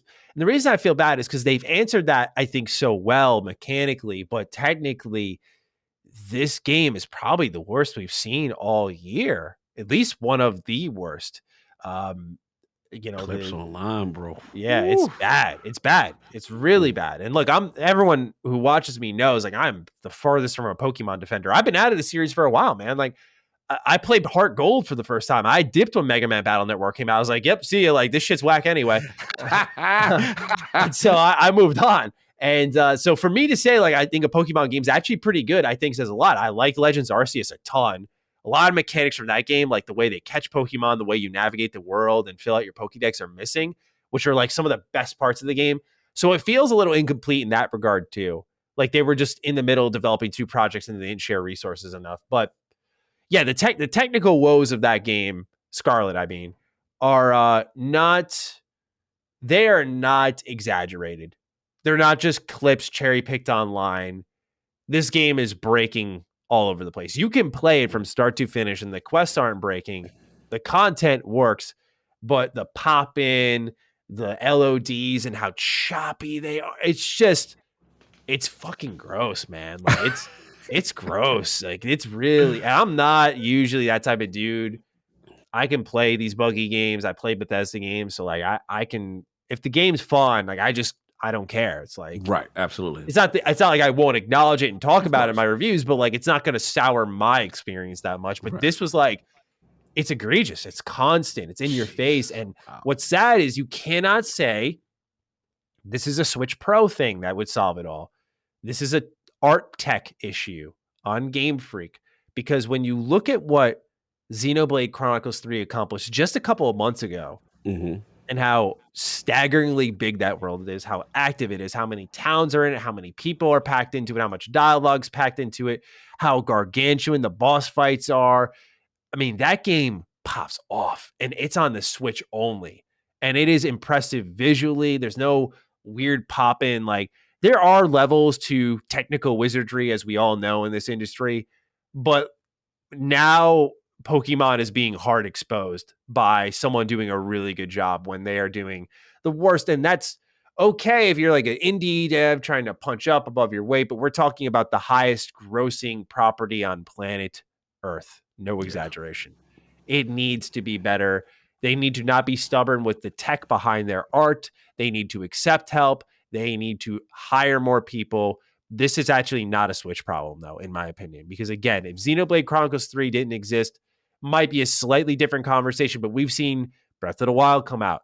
That's a more quiet, subdued open world, so you may be able to argue that, but that was in the beginning of the console's life cycle, and there was frame rate issues, but they ironed those out quickly. So I'm keen to see what they do with patchwork, but yeah, it is unacceptable on a technical level, but it's fun. And I'm kind of part of the problem because of that now. No, that's what I hear. I mean, he definitely liked it. I speak to Addict all the time about it, and I think his issue was like the narrative stuff. Yeah, he had some issues there. He felt, but he loved, I guess, some auto battle system where you can send your the Let's Go feature. You can send out your Pokemon; they'll farm stuff for you. Yeah, I kind of like it, but also it still feels like I'm just telling the game to play itself. And shouldn't I want to play it? Like the reason why the progression in Legends Arceus was so good is because you filled out the Pokédex by like interacting with that Pokemon in a million different ways, like catching it when it wasn't paying attention, fighting it. And it would just be a ticker. And all these actions would gradually add up to a filled out Pokédex meter. And I loved that, man. It was so good. It was so addicting too. And they got rid of it. Now it's the classic, like, throw your ball. Combat starts. Okay, let's throw some hands. Oh, you're weak. Pokeball. Like it's just so it's so disjointed. Not that it's bad, but like it was good in 1999. It's not as great now. Pop it down. Yeah. But yeah, there's a lot to like about the game, and that's what's a shame. There's a lot to like. It's not like a 76 where the game's bad and it's technically bad. Like I think Scarlet's actually a good Pokemon game, and that's a shame because it is the lowest rated one right now ever in the series history. Wow. Yeah. There you go. Let's start off with some write-ins now before we get into the news. Nick Believe It writes in, with Second Extinction having exited early access last month, this now means that almost all of the games from the May 2020 third-party next-gen showcase, which I believe Kaga said was the only time Inside Xbox came within the realm of quality, have released. Can you confirm or deny that? Do you remember saying that? That's fairly accurate. I said I was impressed. It's one of the rare times I was impressed with a showcase that's not like an E3 showcase. Got it. He says, I assume we can all agree that Bloodlines 2 is more likely to be canceled than released next year. To recap, the remaining 12 games from worst to best in OpenCritic score: Bright Memory Infinite, Madden 21, Scorn, Second Extinction, The Ascent, Chorus, The Medium, Call of the Sea, Scarlet Nexus, Dirt 5, Assassin's Creed Valhalla, and Yakuza Like a Dragon. Sorry. I don't know how that got the highest. Ooh, there you go. He says, now with the most credible source ever known as Hindsight, any observations, any missed that you'd love to get back to? I thought this was really interesting, and I appreciate Nick doing this research for us because I wasn't aware of this, but this is awesome little scoop here, and I'm curious how you feel about the showcase now, knowing these games are out. We have an idea of the quality of most of them. Was this a good show at the end of the day, Kyle? Did we see peak or not? I liked it. I'm still going to hold on to it for a different reason. I know everyone gets all crazy with the Metacritic and, but look, this is a diverse lineup of games that I feel generally don't normally hit the Xbox platform. And most of these games listed had the association that they were almost Xbox exclusive or Game Pass inclusion. Look, Bright Memory Infinite, let's start from the bottom. Bright Memory Infinite, I understand it's a very simplistic game, and I get it. I like the idea of it on the platform. I thought it had some potential. The second one, I never even played because it was Bright Memory that came. Actually, I didn't play Infinite yet. I'm bugging. Yeah, Infinite's like the full one. I don't know. I didn't really track that one that closely. Yeah, I forgot about Infinite. I played Bright Memory, which was at launch, which was like a half a level of a game. It was like it felt like a vertical slice of a game, and I played at launch. We were playing the demo pitch for sure. Yeah, clearly, right? So, but I did like the idea of it. I ain't going for it. It was Flash. That's just a apparently Infinite. That's funny. It's the lowest rated because I don't think Infinite was up. I got to double check because I don't want to be too out of pocket, but I didn't think it was apparently that bad. Like I think it was just really short. And there were shortcomings, but I gotta go pick this up. How did I'm gonna go get it on Black Friday. It came out when? I don't wasn't it on Game Pass? Did it? I don't know how it reviewed below Madden, but that's a whole other story. That's wild. Oh, 70% Metacritic. It did. January. Nah, that's the PC. Doing the Xbox version of Bright Infamy. It's driving me crazy right now. But I'll keep talking. I'll look. But I'm very curious when that came out. I'm just checking if it's on Game Pass because I don't. Yeah. Anyway, so while you're doing that, man, I was scoring. Look, the potential, at least, I like the idea of it. Right, the execution of it is still left to be desired. A lot of controversy with it, but I love the Geiger stuff. Second extension was the 4-player dinosaur kind of game, like Jurassic Park, whatever. It was okay. That one I didn't really. It was okay to play the demo, but I wasn't really that high on it, to be honest. You know what I'm saying? Ascent, I know this is controversial with you and me, but I love what Ascent tried to do. You know what I'm saying? Was it perfect? No. Did it have technical issues? Absolutely. But I love that setting. I love the twin stick shooting. I love playing it in co-op. I played it in co-op exclusively with the homies. I had a good time. Ending was a little underwhelming, I will say that. But I did like my overall experience. Chorus, still, I'm like, probably playing like about a fourth of it. I got to get back to it. Really enjoyed it. Love the ship combat style game with a narrative on the platform. Loved it. Medium, I think me and you agree. I didn't care for the medium. Don't get me started. Yeah, I saw Miles. Don't be. I love you, but no, it was a. That's the one game. thing I strongly disagree with Miles on. Yeah, I'm not on that medium train. I was very disappointed with me. I thought medium could have been way more than what it is. What's Cola-C? I don't even remember. Scarlet Nexus, that was a big get. I haven't played that yet. Started it. I got to get back to it, bro. It was a big get. Very stylish game. Very cool game. Dirt 5, but I guess it reviewed okay. I'm surprised it reviewed that high. But Valhalla, of course, and of course, rightfully at the top of everyone's list, like any sane reviewer. Fix your face, man. Don't roll your eyes. Go on. Yakuza Like a Dragon with the greatest anti-hero I made. Come on, man. This is a no-brainer. The people have decided. I don't even have to say anyone. We know who the de facto face of the franchise is moving forward. And now we got to deal with that was the goal of the showcase. Yeah, it was the face of the franchise moving forward. We had out with the old, in with the new. There's a reason they're bringing him back. That's all I'm saying. There's a reason that he's back for it. Oh, you implied that they needed a bump? They needed a stimulus package on the ratings? That's a perfect way of putting it. Thank you. No. But now, overall, even though, I was saying some of those games did not review the strongest, all of them, but I love the diversity of that lineup, and I want to see more of that, and I hope some of those get sequels. That's what I'm at. Yeah, this is a lineup that on paper isn't really bad. It's just a lot of missed opportunity, in my opinion. Like the Ascent, I think should have been much better. Scorn, probably I would have liked more if that game was not completely broken and didn't have the worst save system I've ever experienced and stuck to its guns and did no combat. The Medium, again, really missed opportunity there, especially like in a post Silent Hill 2 playthrough world for me. Like really tremendously, I would have gone so much harder on that game, but it was such a missed opportunity there too. Scarlet Nexus, missed opportunity for the Game Pass bag, in my opinion, but until they finally brought it. But no, awesome looking game. I liked Assassin's Creed Valhalla a lot. You can't act like I'm going to love this show if Yakuza's at the top of it all, man. I mean, that's not hot to me. So yeah, overall, I feel like this show was full of missed potential and a lot of promise. The Ascent being the biggest stinger for me, though, believe it or not.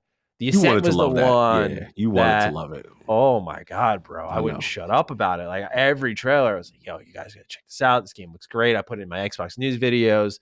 And when it came around, just like, man, I couldn't believe, I think, how badly they missed the mark on that one.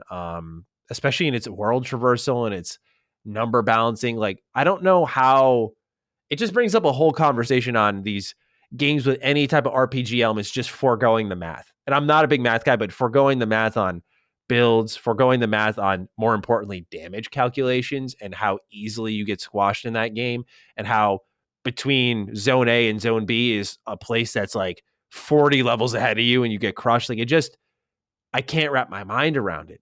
It's obviously a polish pass thing that was missed, but The Ascent is the one that feels like the biggest stinger in hindsight to me. Like, that was the one that I still think about from time to time. I see it in the Game Pass library, and I just go, one day, maybe, but not today. Can I ask you, Elden Ring fans, how was it okay that Elden Ring you could go somewhere and there's a level 45 person in front of your face? Stop. Stop. It's not a FromSoft game. That's why. That's why. It's not a FromSoft game. Okay. Yeah, because FromSoft has that identity. They're like, hey, you're going to get killed in this game. But the Ascent, it's just like, no, like, you want to just play the story? Okay, like, walk through this level 50 area. Elden Ring does not say if for you to go to this area, you need to truck through hell and back. You can go back, level up if you really having that much problems. As soon as you come outside, the Golden Knight is ready. Welcome to Elden Ring. They prepared you. This was not marketed as a tough game. All right. I'm going to let you ride. Let you ride with it. Yeah. Ride that golden horse out of here. Ben Scott is our next write-in. Hey, Dukes, the Black Friday sales are here, and I was wondering if you two are going to indulge. Personally, I scooped up Hellblade, Senua's Sacrifice, Psychonauts 2, Wolfenstein 2, The New Colossus, and The Evil Within, plus DLC for $40. And they say people don't buy games on Xbox anymore. Take care. Stay hydrated. Thank you, Ben. Cog, any pickups for you, my friend? Yeah, man. I mean, the problem is I'm such a thirst ball. I need to wait. Like, I was like, Midnight Suns, all that. I mean, I'm surprised, y'all. That Modern Warfare seems to be calling. Oh, man. I think I'm coming back. Oh. Then, like I said, we did the cross joint. Yo, told me about it. Dustin told me about a mode.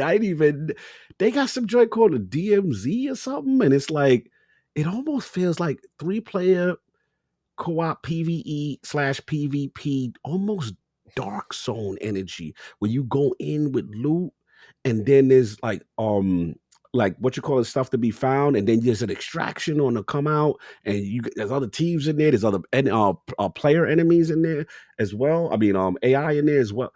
So I saw that. Obviously, I like Warzone. I've tried Warzone before, and I was like, okay, this is PUBG polished to the utmost and really good. I like that. And then the Modern Warfare vibes. And then people teasing me, they calling me Hutch now. They like, yo, you in the game. So I'm just like, oh, it's like this all. And then you got to understand, like, Modern Warfare, the name, right? That is what literally made me fall in love with COD. Like when it switched to Modern Warfare, I was like, oh, okay. So yeah, I think I'm doing it, man. I probably got no time for all of this, but my homie, like, shout out to my boy Sinister. He is hardcore. He's like, oh, it's bad.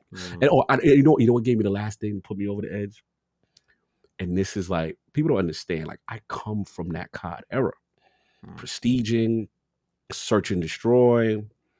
Bro, one of the most disrespectful things. And that's why I tell people, this era, y'all never had to deal with what we had to deal with. Like, you understand because you're 360, but I'm talking about when you jumped in that room, party chat was disabled. Yes. You had to deal with the dudes talking that wild talk. Yeah. And I heard they got the proximity chat. Oh. Bro. This reminds me, I saw a TikTok. Apparently this dude went on the dark web and he was able to find you could search your gamer tag and find chat lobbies that somehow were archived from when you were in game chat. Stop. And I'm just like, yo, everyone, cancel culture is dead because everyone's fucked now. Bro, everyone's done. No one could have survived cancel. If they heard the things that was happening during the era we played this game, bro. W2 lobbies are built different. So you're telling me that era is back. Yes. Wow. And there's a part of me that's like, yo, I think I'm coming back. I think. And plus, Destiny's a little quiet right now. So I can sneak in a little multiplayers. We'll give some love to another FPS. Interesting. Yeah. So you're picking that up on Black Friday? That's like a sale that they're having? Interesting. Yeah, I'm doing it. For me, the main pickup has been Lost Judgment. It was $15 on Amazon, bro. Went from $60 to $15.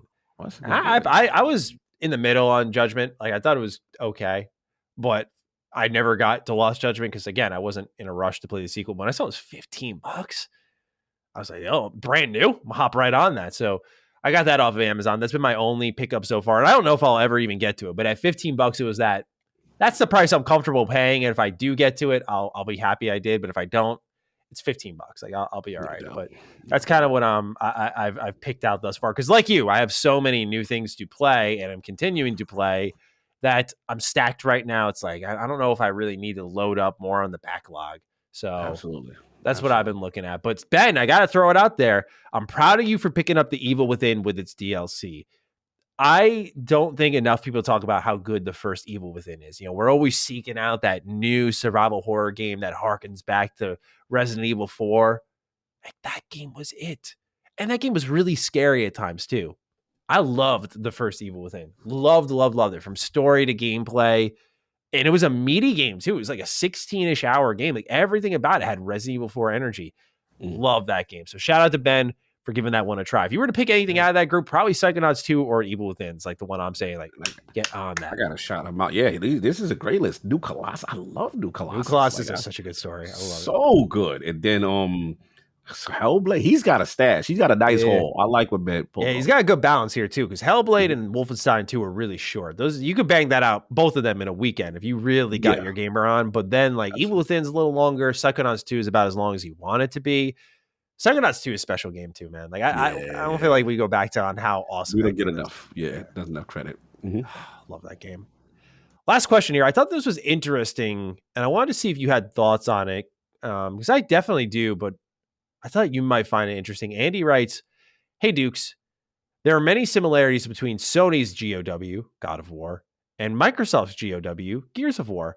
They are graphical powerhouses, have badass main characters, both have complicated father and son story arcs, and they are both fun to play. But for some reason, Gears of War never gets a 10 out of 10 like God of War, even though Gears offers more game modes like multiplayer and Horde. Is there a bias to Xbox games?" I think he means against here, but I understand what you're saying, Andy. "Do you think Gears of War benefits from the Sony bump? What do you guys think Gears of War needs to do to get that 10 out of 10? Cheers." My main thought really has to do with that last question. I'm curious if you agree. I think what they need is to tell a conclusive story. Every story, especially Gears 5, just leads into the next and leads into the next. It just doesn't feel like you've seen the journey through. It's always, that's why 3, I think, is so celebrated and reviewed so well, is because it just was what people thought was the finale. It was for a long while. So I feel like that's what's missing on the story front. Because like I always say, first half of Gears 5, like up into the snow region, is some of the GOAT Gears content, man. That story shit that's happening is so good. And then the third act happens. You're like, man, what are we doing? What is this? And then the game ends. It's like, oh, okay. All right. So I think they need that satisfying conclusion. That's what's evaded this series since 3, I believe. So that would be my hat in the ring there. Maybe less monetization as well, but I'm curious if this is even a thing in your mind and if you agree. And maybe you have some thoughts on that Sony bump that I think exists, but it exists for Nintendo as well. Just so people don't think we're obsolete. Clip that. Here they come. Here they come. Listen, man, before we get into all this Gears talk, we got to give respect to one story that doesn't get told enough. My man Gabe Diaz. My man Gabe Diaz. Gears Tactics, go get that, please. Anyway, now that the PSA is over, I'm always going to ride for Gears Tactics. Just be clear. Yeah. But look, Gears of War. I'm with you, Maddie. I just think, you know what it is, man? They actually have good stories. You know, it's a romp. The problem I have, and I think what prevents it, is like you said, the leading into the next thing, right? Always, right? But sometimes I feel like outside of 3, because something happened in, I think, 3, you know, to a certain cat, like I really felt it, like, damn, the whole situation, you know, with a certain character, and I'm like, I felt that. Yeah. You know what I mean? But and I'm with you. 5 started off great. It's just something that keeps it from. I still feel part 1 was one of the best. Like I really like 1, and I really and I've said this before. The issue I have with Gears is that as great as it is, the most amazing things these people will do is just another Thursday. It's just another Friday. Like they're doing the most bombastic things, and it's just so normal. And, I get it. Part of Gears culture, dude, bro, crack the joke. I get it. But it's just like, I want a little more weight, serious level. Now, I will say 5 ending, there was a little bit with some choice and what had to happen. I got to see how they're going to tackle that with Gear 6. But I can't say it's biased against it. I'm not going to go there because I do feel like it's just missing a little something that narratively that really put it in that strat. It's good. Yeah. But to put it to that next stratosphere, it's not God of War story. Yeah, it's just not. I'm going to keep it. I want it to be, but it's not. I want it to be. Now, if you want to look at Gears as a package, like how Andy said, when you look at that horde mode, multiplayer, there's like, it's undoubtedly a better package than, God of War. There's not even a question like that, what they're offering. But if you're going strictly on narrative, and that's going to play a big part in these awards, I got to keep it real. I'm going to give God of War that. Like, I can't front. So we got that. And then, he just said, what do I need? Needs to get it to 10 and 10. I need someone. They're going to clown me because God just wants a sad dad game. Then it's going to be. But you need some emotional beats. You need more of that. You need to feel. You need to connect. And I think because they doing all this stuff and it's just a Saturday, like, you know what I'm saying? Like, you need to, not that everybody got to die and all that either, but you need to feel a little bit more weight in some of these scenarios. That's it. I think they do that, they're going to be fine. It's still a great series. And it's not, no one's saying it's whack. Yeah. Like, it's still a great series. Absolutely. Great question, Andy. Great questions. Everybody, thank you so much for writing in. All right, hello. It's just me right now. We're doing a pickup for this episode, an unexpected one here. We're recording this just before Thanksgiving, so shout out to the production team again, because this is extremely important breaking news that we did not want to leave out of our episode. So if any patrons ever complain, just remember this moment right here. We're always going to point to this one here just near the holidays. We want to make sure the show is updated for you because we're talking about the feds who are likely to challenge Microsoft's $69 billion takeover of Activision. This article comes from Politico.com, and the reason we had to stitch this one in is this is no small matter at all. This is not just another update with Sony and Xbox bickering. And funny enough, later in the show, we talk a bit about how Xbox has offered Call of Duty for 10 years on PlayStation's platform. So it meshes really well together, but this is absolutely the cherry on top here, as it looks like the deal could very well be killed. And we're going to go through this article from Politico. I'll offer some of my thoughts. I called COG right away. Normally, y'all know he's the one calling me. That was not the case this time. It was me calling him. He was already with family, so he was unavailable. I talked to Hogue. We're organizing a DDU. He couldn't make the impromptu pickup here, so you're going to have to deal with just me and my breakdown. I do apologize. With that, let's get to reading. I didn't do my own article here because obviously, given the flying by the seat of our pants nature of this segment, I hope you understand. Anyway, here is the report from Politico.com. The Federal Trade Commission, or FTC as you may know them, is likely to file an antitrust lawsuit to block Microsoft's $69 billion takeover of the video game giant Activision Blizzard, maker of the hit games Call of Duty and Candy Crush, according to 3 people with knowledge of the matter. A lawsuit would be the biggest move by the FTC yet under Chair Lina Khan to rein in the power of the world's largest technology companies. And of course, we know Microsoft has a history with antitrust battles. It continues on saying a lawsuit challenging the deal is not guaranteed, and the FTC's 4 commissioners have yet to vote out a complaint or meet with lawyers for the companies, 2 of the people said.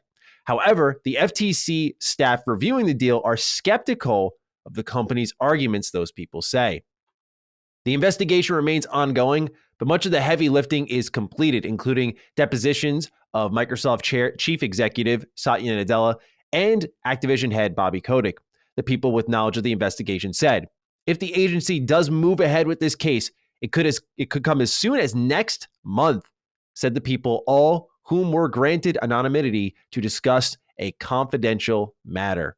Central to the FTC's concerns is whether acquiring Activision would give Microsoft an unfair boost in the video game market. Microsoft's Xbox is number 3 to the industry-leading Sony Interactive Entertainment and its PlayStation console. Sony, however, as we all know, has emerged as the deal's primary opponent. telling the FTC and regulators in other countries that if Microsoft made hit games like Call of Duty exclusive to its platform, Sony would be significantly disadvantaged, where the FTC had declined to comment. Now, if we scroll down in the article a little bit more, there's actually some very important context here. We'll start off here because there's some quotes from, for example, the UK's CMA, which we went through ad nauseum. So continuing on, it says, Microsoft said it has repeatedly promised to keep Call of Duty available on Sony's PlayStation, and furthermore, the game is not the must-have Sony says it is. Additionally, Microsoft notes that the game is not currently available on any subscription service, and adding it to the Xbox service in the future would not harm Sony. To a lesser extent, Google is also an opponent of this deal, according to two people with knowledge of the matter. The company has argued that Microsoft has purposely degraded the quality of its Game Pass subscription service when used with Google Chrome's operating system, and owning Activision would further its incentive to do so, ultimately steering hardware sales towards Microsoft and away from Google, the people said. Now, Google, as we all know, is a minor player in the gaming industry now, as it's winding down its own online gaming service known as Stadia. However, it is under antitrust scrutiny around the world, including the conduct in the gaming market, and is unlikely to be a sympathetic opponent, because we all know what happened with Fortnite, Epic, Apple, a really fascinating court case to track, but a Google spokesperson did decline to comment. Now, we're going to pick up here with some news that Cog and I are going to get into that I think in retrospect, the conversation will still be good. It's just, I can't summon Cog here, unfortunately, to update that part of our recording as well. But they write, Microsoft has pledged to continue making Call of Duties available on Sony's PlayStation console and recently made an offer to give Sony access to the game for the next 10 years. This offer was first reported by the New York Times. It is not known how Sony responded to the offer, and it did not respond to a comment as of Wednesday when this story has gone live. The FTC's concerns, however, and this is where it gets really interesting, go beyond Call of Duty, and investigators are trying to determine how Microsoft could leverage future unannounced titles to boost its gaming business, according to two people with knowledge of the review. Quote, any suggestion that the transaction could lead to anti-comp effects is completely absurd. This merger will benefit gamers and the U.S. gaming industry, especially as we face increasingly stiff competition from abroad, said Activision spokesperson Joe Christianat. We are committed to continuing to work cooperatively with regulators around the globe to allow the transaction to proceed, but will not hesitate to fight to defend the transaction if required, end quote. Activision also disputes Epic's allegations. Quote, Epic's allegations are nonsense. We can confirm that Google never asked us, pressured us, or made us agree not to compete with Google Play, and we've already submitted documents and testimony that can prove this, end quote.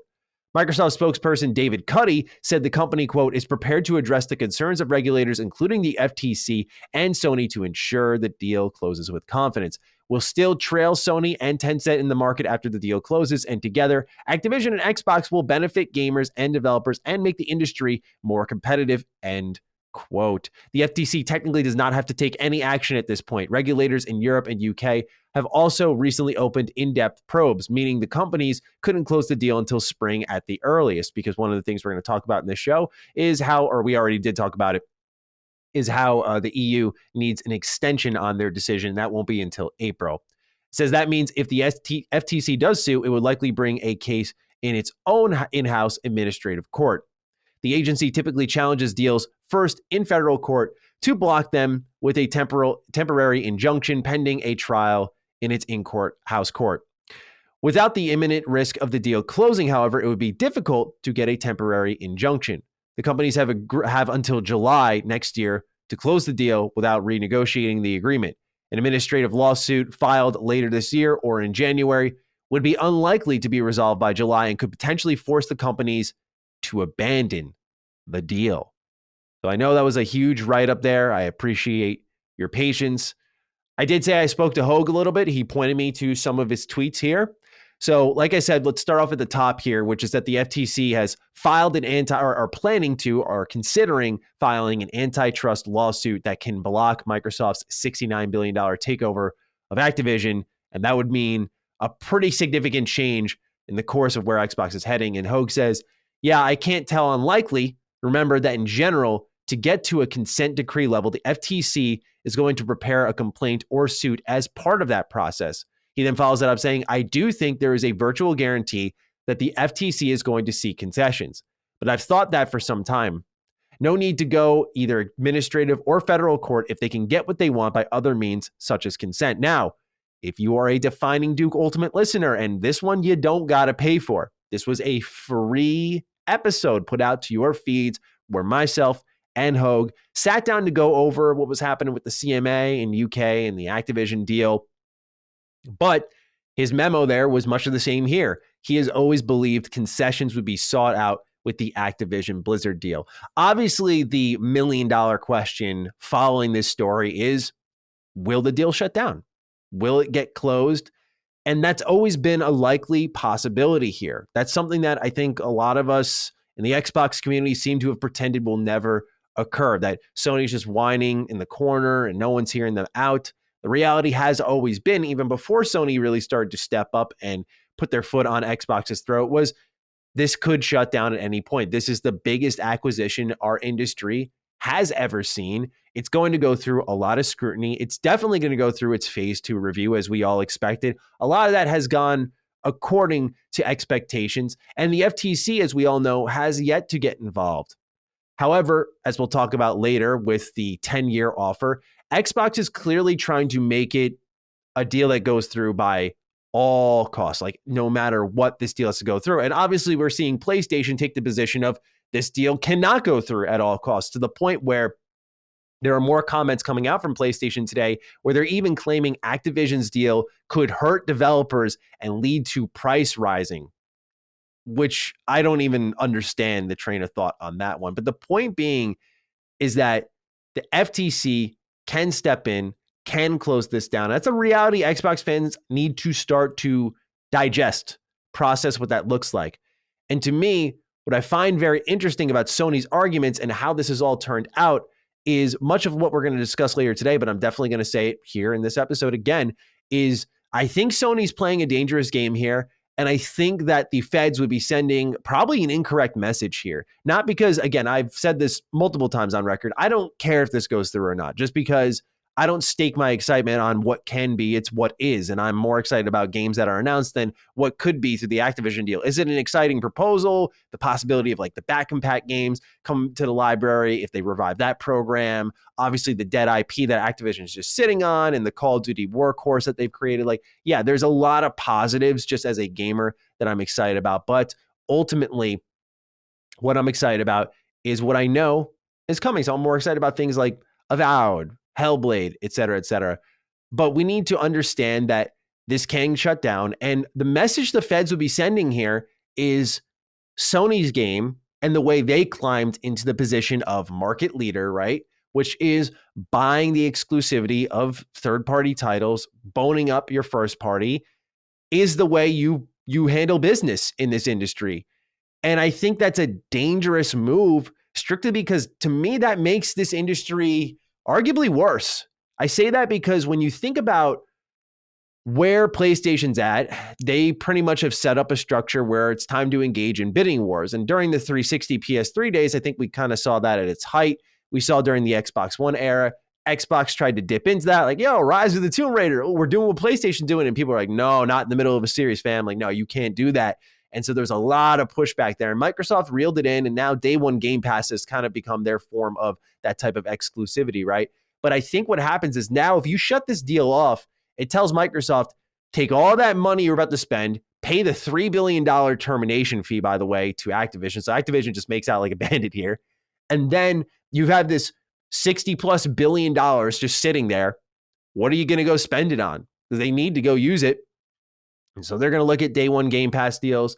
I imagine they're going to get really aggressive with exclusivity. And I don't know if that's a better industry. The thing with Xbox and why I do defend this deal, at least, is because I look at it and say, how is it anti-competitive to get, say, Call of Duty and other games from Activision on other platforms like Switch, on cloud gaming? I don't see anti-competition there. I see it as good for the consumer if we can get stuff like that onto Game Pass because it's more accessible, the barrier to entry is lower, and it's not like Game Pass is just on Xbox. It's on smart TVs now. It's on your tablets, your phones, and maybe those aren't ideal places to play. It's on your computer. Like they've made it accessible across multiple pieces of hardware where I can't sit here as an enthusiast, mind you, and go, oh yeah, like they do seem to be walling things off.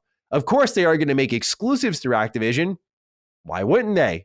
Again, this goes back to how the industry has been set up through Nintendo and then PlayStation and Xbox as well, is exclusivity. Like that is what draws attention to your console because those are the defining content pieces. To me, the biggest takeaway here is if you shut that down, the aftermath is going to get pretty ugly, not only between these two companies as we're going to see them continue to beef, but you're going to see more than likely a more aggressive Xbox step into the mix and really start to push some deals in ways that we haven't seen before because they got fuck you money and they absolutely are going to tell PlayStation to kiss their ass as they go after deal after deal after deal. And the reality here is now PlayStation would have to enter bidding wars with Microsoft. And I don't sit here on the side of the fence of pretending PlayStation and Sony don't have a lot of money like some do. But compared to Microsoft, the richest tech company on planet Earth, yeah, they have more money to spend. And so Sony would, if Microsoft had interest, they could pretty much lose any deal that Microsoft had interest in. And if Microsoft goes on a warpath after this, is that really good for the industry? I don't know. It's one of those things where I would say it's not because, and of course that depends on your perspective, but I would say it's not because you're advocating for more exclusivity, more barriers, less access. I don't understand how that works. Of course, if you're getting an exclusive for Xbox, it's more than likely coming to Game Pass, which then does have some more barriers to entry, but that's almost 50-50. So as I read this through, I was very surprised that this was the decision that they were leaning to. And I imagine the concessions that'll be asked are probably Call of Duty in perpetuity. We're learning, as I've said, week after week, just how important Call of Duty really is to these companies because it's free cash, man. It's free cash. When you sell over $1 billion in revenue worth of product and the platform holder just has to sit there and count their bills like Scrooge McDuck, of course they're going to fight for it. Tooth and nail like this, I can't say any of us truly expected this, but both these companies have committed to the road they're on. Microsoft has said at all costs, like, let's give them the 10 years. Who cares? Get the deal done. PlayStation has said, not enough. It's going to hurt our industry. It's going to hurt developers. It's going to hurt the choice of gamers. Get it canceled at all costs. So it's really fascinating watching these two go at it. But yes, now it's becoming more and more a likely reality that this deal can be closed off. And I think we need to really start thinking about that reality, discussing that reality and what that looks like for Xbox and what it looks like for gaming as a whole. Certainly it would be one of the most dramatic stories we've seen in video game history. It will definitely go down as a what could have been. But then you also have to think of where Microsoft goes to spend that money because they're not done acquiring. They've said even in a post-Activision world, they're not done acquiring. Let's say that deal does get done. Activision's in-house. They're not done going for Japanese studios. They're not done going for your smaller teams. I think that's what they're going to do too. They're going to gobble up a ton of small fish. They're going to gobble up maybe your Asobos. They're going to go for your Japanese teams. They're going to sign those contracts. I think as long as a party is willing, when you have that much money to play with, maybe not all $60 billion, but even half of that, when you have all of that money to play with that was going to go and invest into your gaming division, now it's got to go elsewhere. Otherwise, it's going to get heavily taxed and you're just going to lose out on it because of inflation and all that stuff that we've gone over in the past. So to me, it just looks like money that they got to spend. And there are plenty of places to take it. And as long as there's a willing partner, they will likely find a place to spend it. And that could lead to just swarming gamers with tons of exclusive options and forcing Xbox to say, like, okay, the regulators made it clear, like, this is the game we've got to play. And who can you blame at that point? Do you blame PlayStation? Do you blame the regulators for not understanding the potential in the games industry here? Like, this is a major inflection point where it can go one way or the other. And I can't act like I anticipated that either, where you see the significance of the deal and the aftermath of it being canceled, what that could mean. So it seems like here, the potential of cancellation really comes from if they were to submit a complaint, it would not be resolved by the July deadline, and then both companies would have to abandon the deal. So unfortunately, what this means for many of you who are like me, Cog, et cetera, who are kind of tired of hearing about this is going to be a story for a while. It's going to be a story for a while. It's not like they're going to submit that complaint and it's dead, to my knowledge, based off what I'm reading here and based off what I've talked about with Hogue. It's not like, boom, it's dead on the money. It seems like as it's submitted, if it's not going to be concluded by the time the deal is done, both teams will have to abandon the deal. And that would be a win for PlayStation in their eyes. And I'm curious what the victory lap on that looks like as well. But it is going to be an interesting fallout from this deal. But I think what you can expect with this amounting as well is come that summer showcase, I don't think Activision will be involved in that one either. We were wondering if they would have the ultimate showcase setup of Activision, Xbox, Bethesda. What can that be? And that is tremendously exciting to think about. But obviously the priority is to put together a great show with or without Activision. And I think it's going to be without at this point in time. I think this is going to take the maximum amount of time. But if it goes through, the high that Xbox can be riding in a year where they're going to be delivering Starfield, Redfall, Forza, who knows what else, a showcase, other indies, day one Game Pass, and then that deal going through, and that deal going through when the stakes are the highest they've ever been. I don't know, man. It just sounds like a recipe for disaster. And PlayStation is really playing with fire here. I mean, I'm not saying that like Microsoft's going to shut them out, but we saw, and of course right now, I should clarify all of this first by saying PlayStation is the market leader and PlayStation is selling more consoles than Xbox right now. So it's not like we're going to see a dramatic effect as of this moment in time. But we saw what bad public image and bad consumer facing choices does in a console generation with the Xbox One. I'm not saying it will be as extreme as what happened with Xbox, where their choices were so catastrophic it almost ended the whole Xbox division, which would have been really sad to see. And PlayStation, for all I try to be balanced in my takes, PlayStation had no problem. And I was there cheering them on, had no problem putting their foot on Xbox's throat with that whole used games thing, putting the dagger in them, twisting the knife, and really propelling their momentum into the PS4 generation where they outsold them 2-1. It wasn't even friggin' close. So you got to remember, these are companies that are going to compete. And if this deal gets closed down, Xbox isn't going anywhere, but they can become so aggressive that I wonder what would happen to PlayStation if they were to enter constant bidding wars with Xbox. If it all comes down to Xbox's interest and the company's interest and who's offering more, I think Xbox could literally win every single time. And that's a scary reality for PlayStation to face, but perhaps it's not as terrifying as them losing that Call of Duty cash. So we'll see how it all goes. We're going to return to our regular program now. Thank you so much for indulging in this little pickup here. We'll try to talk about this more in DDU, as well as our upcoming 100th episode. And with that, here comes Cog. Here comes me in my previous outfit. Take great care of yourselves and see you in a few seconds.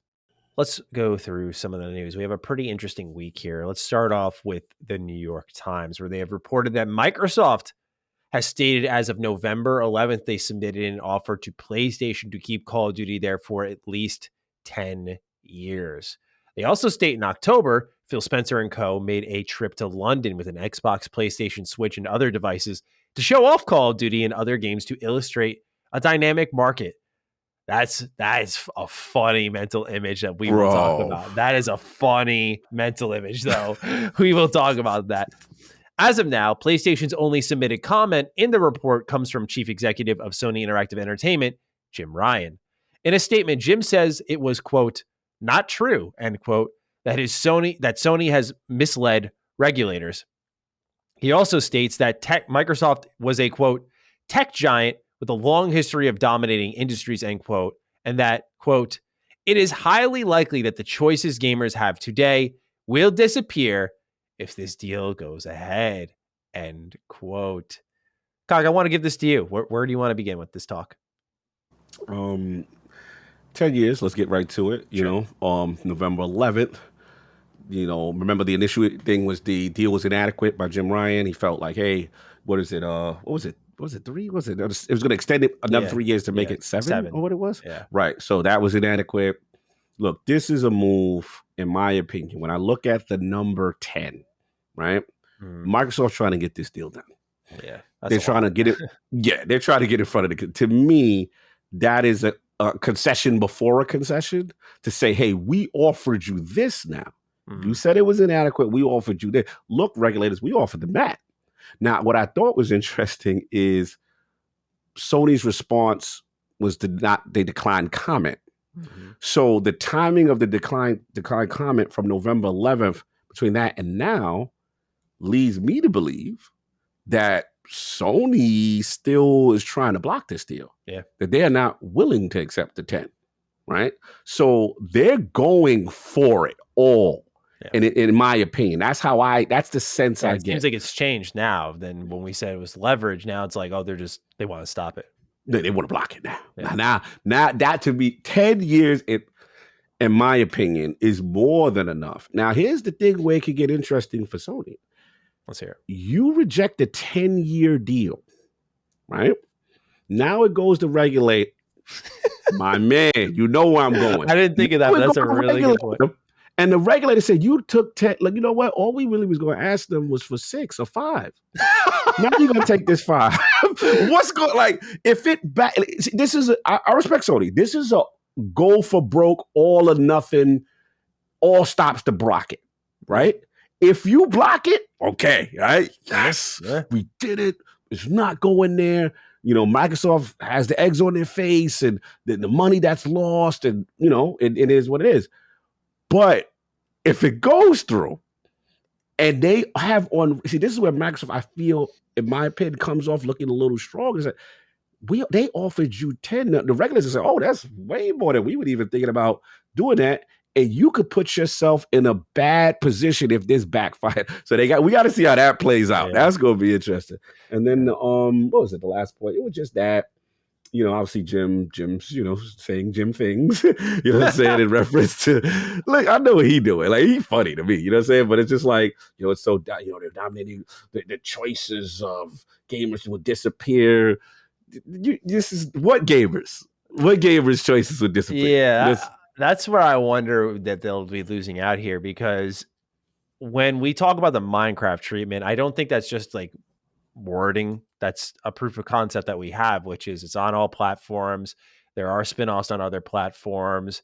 And what I think you can kind of see here, if you read between the lines, is perhaps that those additional choices are beyond PlayStation, really. So how are they getting less if it comes to Switch? If they do more spinoffs, it's on cloud gaming, it's on Game Pass. That is more choices, right? So when I saw that, I was thinking, okay, they're definitely just trying to bar this one off at any place they possibly can. And listen, yeah, I find it really fascinating, because you know, I know we've talked about it to death, but now it's a 10-year offer, which is a huge difference from where we started. And so I gotta say that we got one extreme on one side and an extreme on the other. Like, one wants it all to go through at all costs, the other doesn't want it to go through at any cost. And I think the reason why Xbox could edge this out is because PlayStation's the only one really pushing this type of agenda, if you will. I hate to use that term because it sounds inflammatory, but they're the only ones really pushing this kind of mindset. If this is like PlayStation and X tech company over here and Y tech company over there, but 2K's chilling, EA's chilling, they're kind of like, yeah, it's fine. It's whatever. Ubisoft, yeah, it's fine. Like, so that's where I think PlayStation has a chance to lose out. So I think they're trying to make as big of a fuss as possible, because that's what can bring them their goal ultimately, because they do have a lot of sway. Absolutely. And the thing that's funny about it, remember, this was offered at November 11th, right? Phil's Verge interview was like, was it last week or the end, like the end of last week, right? Which is after that. We had it in our show last week, so a couple days before that probably. Notice what the statements were. Oh, we would never offer no deal in perpetuity, right? So that, to me, that indicates that Sony did not accept. You know what I'm saying? 2, he said, we don't hear Nintendo complaining. People forgot about that ball he threw under there. He slipped this in. He was like, yeah, Nintendo ain't had no problem. They didn't say anything. They're surviving what I Call of Duty, no problem, right? So again, they're setting themselves up. Yeah, bro. Everything is strategic. And I get it.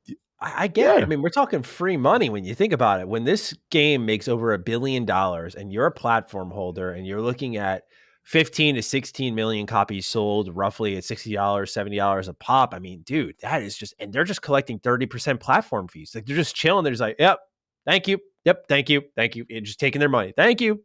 And that's it. And like, just gross amounts of money. They miss out for doing virtually nothing. Nothing. And Jim Ryan is the money man. Yeah. He's in there because he's coming clear now. It's so clear. This is all out go for the block. It's going to be interesting to see how this thing play out, man. Yep. And with it extending out to April, certainly there will be more comments to be made from all various regulators. And of course, Xbox and PlayStation seem to continue to trade blows. I'm wondering, I don't think with this generation's leadership, we will ever see what we saw at the Game Awards where all three leaders were on stage. That can not happen now. It's a wrap. Yeah. It's impossible. We not seeing Jim and Phil in lockstep. Arms, yeah. Dude, united front gamers together. They'll fist fight on stage as far as we're concerned at this point. Yeah, like listen, man, don't let no deal. It'll be scorched earth if the deal get blocked too. Listen, like you said it best. I don't know if that's the reality anybody want if the deal goes through, and the reason being because Microsoft will then say, okay, based on this, you guys want us to apply Sony's philosophy to what we do.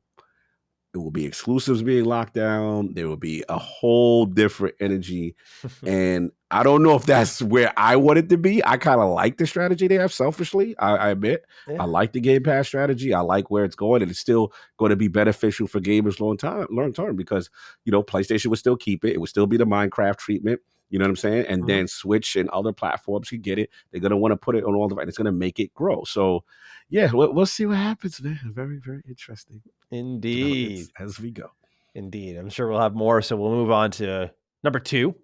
Zenimax Online Studios. They have 200 people working on a new Xbox IP. Word comes by way of a podcast called Product Builders. It's there that creative director Ben Jones says Zenimax Online Studios has been chipping away on this project for about 4.5 years by this point.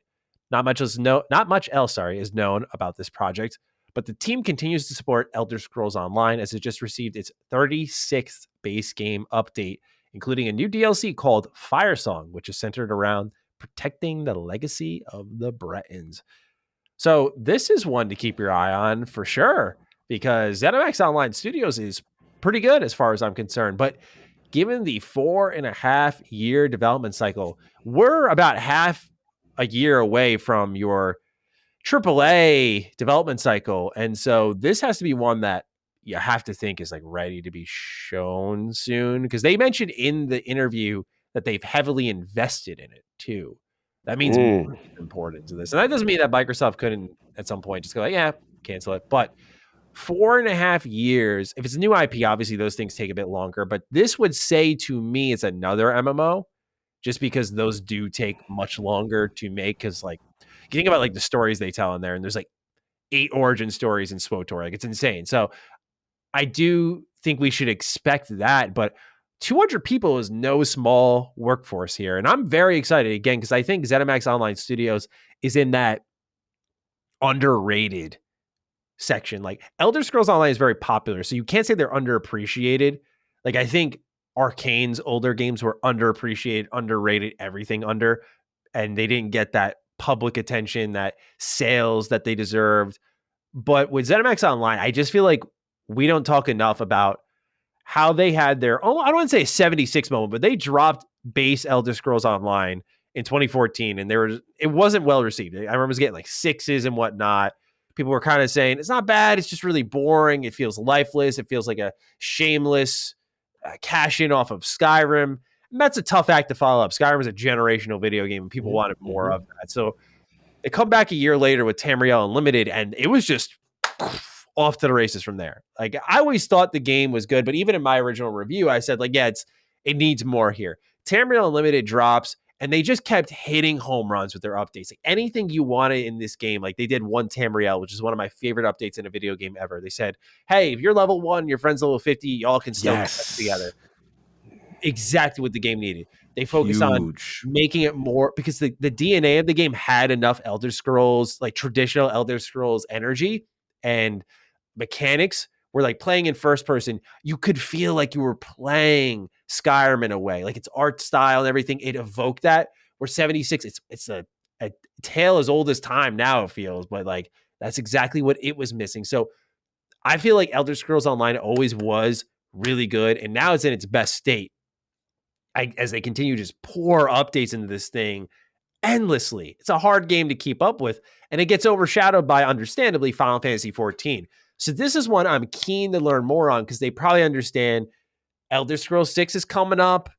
It's starting to maybe taper out a bit on the Elder Scrolls Online front. By the time we get there, we need to look to the future, and that's what this new Xbox IP could be. And I'm very interested to see what it is. Now, I've followed the pathway here of I think it's an online game based on the development cycle. I'm just dishing to you. I'm curious, like, what you think it is. Are you excited for this? As someone who I don't think you played ESO really much at all. Oh, no, bro. You did? Oh, I did. I had a whole chapter. I was thinking because of your Destiny, that like anything after 2014 with you. No, you're right. I just think it's a wash for live service games at that point. No, you're absolutely right. Your assessment is actually extremely accurate. Okay, cool. Glad I know you well enough. Now, Elder Scrolls, though, my Skyrim love was too much. My curiosity, I had to learn. I was there from the beginning, right? Okay. And it was just like you said. I'm like, damn, this kind of feels like I'm running around doing my Elder Scrolls thing, but it was just missing something. But it wasn't terrible. It was just missing something. And I'm like, all right. And we started it. We started our little guild and all that.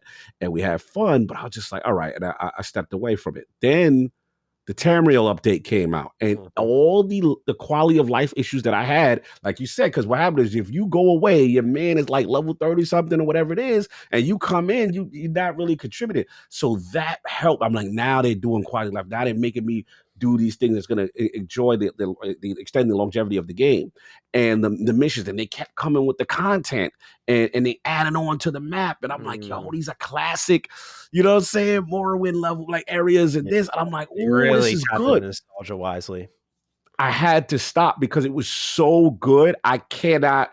It's like I was in a polygamous relationship. I was like, I cannot do both of these at the same time. So one has to stop. But it is a great game. It really is. It's a solid game. It has a strong community. Yeah, and they're changed it. I'm sorry, I just forgot one thing because I one of the reasons it bounced back too is they're changing the business model. The subscription fee was a huge problem for this game, and I almost forgot because then they started selling it for $60 and you could just play it, and that was what people really wanted at the time, and they answered so fast with a better product at the time, and it was off the races. But sorry, I did not mean to interrupt.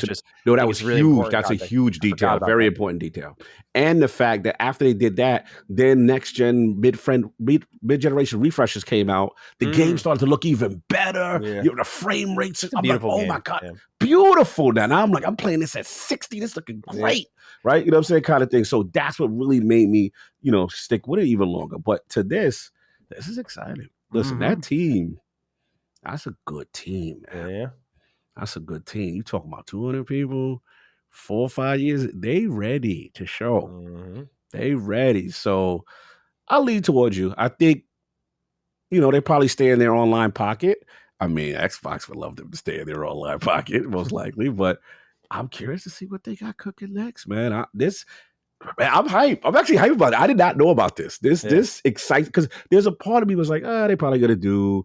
When you look at them as part of the umbrella of Bethesda and now Xbox Game Studios, then part of it is like, they're probably going to be relegated to the Elder Scrolls Online team, and that's all. But to hear them talking about a new IP, I'm excited. Very much so. Yeah, same here. I think the timing is also perfect for Xbox entering what is finally the start of their generation here. This is one that I think could sneak up on us at the Game Awards. I don't think anyone's going to be expecting it. And it might be a good one to announce there because traditionally MMOs always start off with cinematic trailers, right? So get that out of the way. Not that it should just be a get out of the way type announcement, but that opens up the possibility for your showcase in the summer to have gameplay. It could be strong, man. How you thinking? I like how you thinking. That's a good rollout. Yeah, sounds good to me if it works out that way. But I know that's speculation. Ultimately, what we can say is I think Zenimax Online Studios is a wonderful team. I've actually talked to a ton of the people there. Like, they're really nice, really warm, receptive. Nice. I remember when they showed me, what expansion was it? It came out in 2018. I think it was the Elsewhere expansion. I'm not sure, but I remember sitting down with the team there for that, and they were really warm, receptive, and also passionate, which is, I think, tough to find in the developer space, contrary to popular belief. So they were really into what they're working on here. They care a lot about the Elder Scrolls legacy there. I think the fact that they've managed to mostly sidestep a lot of the criticism about the lore and the storytelling, because they have hired lore specialists for Elder Scrolls where they check, they'll call Bethesda Game Studios and be like, did it go like this or like this?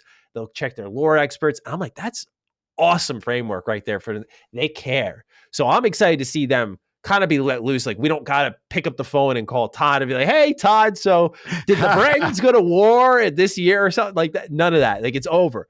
And I'm excited to see what they do on like new hardware. Because I mean, this is a game that if it came out in 2014, we're talking about 2009 to 2010, maybe they were starting. That's an old game, man. So I'm really keen to see what they're doing here. 200 people working on it, 4.5 years in development. Don't be surprised if within the next year we hear about whatever they're working on next. I agree. Number 3, equally interesting. Blizzard is suspending its game services in China.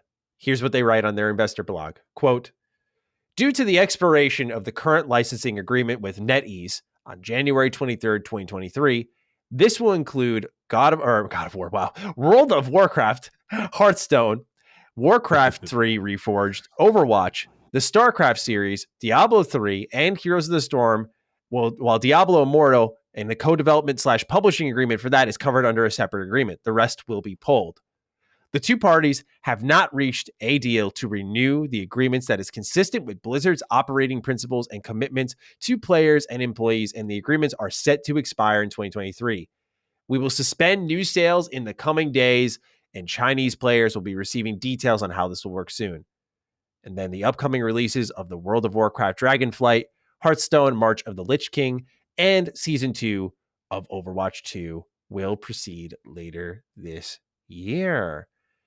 All right, Cog. So we've talked a lot about China on this show, and we saw clearly the Blitzchung incident happened with Activision and how they punished him instead and clearly stood by the money and the investments they were receiving. For this deal to expire, this is significant, maybe from an enthusiast perspective, right, where we care about the business and the economics of the industry. But for the consumer, it may not be a big deal to them, but this is no small matter at all. Again, because of the amount of money that Blizzard, Activision, that they get from this, that they were willing to take what was some of the all-time worst egg on the face PR that you could imagine in a moment of like social upheaval, that they punished the players speaking out, strides in effect to the fucking max. And now they are losing the partner that publishes them. This doesn't mean they are actively seeking a new partner. They said that in the investor blog.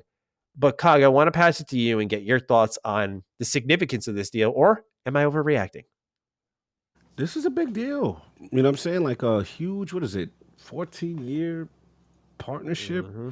You know, this is a big market too. Like they play these games, you know, and I'm looking at it like when I read the press clippings, I was curious to see NetEase's tone. And it was kind of like, you know, we couldn't come to the agreement. I hate to put my feeling on just words because, you know, obviously the context, you have to look at that. But it just felt like, oh, well, we you know, we're just going to take our business elsewhere. Like, we'll be fine. You know what I'm saying? Mm-hmm. And I'm just thinking about the Chinese base think about this. Like, I'm just putting myself, if I lived in China mm-hmm. and I love this game, I love these games, wow, and all this other stuff. And then you wake up and then they're gone from your store, right? Yeah. Now we get the politics aspect, we get, you know, that whole aspect of it. But man, and then you look at the monetary aspect of it, right? The engagement aspect of it. You know, Blizzard can't necessarily like this. That I looked at I think Mikey Barra's statements, and it was kind of like, you know, we're looking, you know, to find another partner or what have you. But even so, that's going to take a long time. Let's say you get another partner. It's going to take a long time to materialize. That just doesn't just happen like that. I am surprised that this deal wasn't able to be salvaged. That's what I'm saying. Right? Something bad may have had to have happened. That's what I'm serious falling out. Because this is beneficial for both parties. It truly is. And I can't get myself to believe that it's financial that if it was a extra, a little extra M here, you know what I'm saying? Like, this deal didn't get done. Smarter minds prevail. 14-year partnership. Mm-hmm. Like, this, we got to dig deeper. We gotta see if more comes out on this, because it is strange to me. I'm shocked that this happened, to be honest. Yeah, I am too, especially because, again, you feel like Activision's past actions have shown they would do anything to get the China money. So why it stopped here is what's most perplexing to me. They say the two parties have not reached a deal to renew the agreements that is consistent with Blizzard's operating principles and commitments to players and employees. What do you think that, obviously it's speculative here and it's very business speak, but operating principles? It gets deeper. Check this. What does that mean? It says, and then I'm looking at the Schreier article. It's like, beyond financial terms, key sticking points to the NetEase extension were ownership of intellectual property and control of the data of millions of players across China. People familiar with the discussion says the people spoke on a condition. You know what I'm saying? On a condition of anonymity, because the talks were in public. The affected games represented a low single-digit percentage of NetEase total revenue and profit, the firm said. So this was a small percentage for NetEase, but this data situation is issuance. In the last paragraph, we have put in a great deal of effort and tried with our utmost sincerity to negotiate with Activision Blizzard so that we could continue our collaboration and serve the many dedicated players in China. However, there were material differences on key terms, and we could not reach an agreement. And then the political tension. This is something up, man. Something up, man. This is something. This is wow. When in your quick read there, who wanted the data specifically? Was it NetEase who wanted the data? It seemed like, or was it Activision? It says people familiar with this, the key stickings to the sticking points to the NetEase extension were ownership of intellectual property and control of the data of millions of players across China. But they're not specifying. It says the people spoke on condition of an anonymity regardless. So who wants the control of the data? I don't know. You think of reasons for both parties. Yeah, you really could. You could make, I guess you could make the argument for both the intellectual property and control of the data of millions of players across China. I mean, you could literally make the argument for both, because you could say that, maybe because of with privacy rules from an American standpoint, they don't want to have that ownership of that. And that, I know privacy rules is big in corporate, right? The HIPAA law, there's all these different laws in place, and PII, personal identified information. These are stuff, again, when you work in corporate, you got to take courses and you got to learn about this stuff. That's a big deal here in the States. Like, you got to protect that. You know what I'm saying? That kind of thing. That's the mentality from the United States.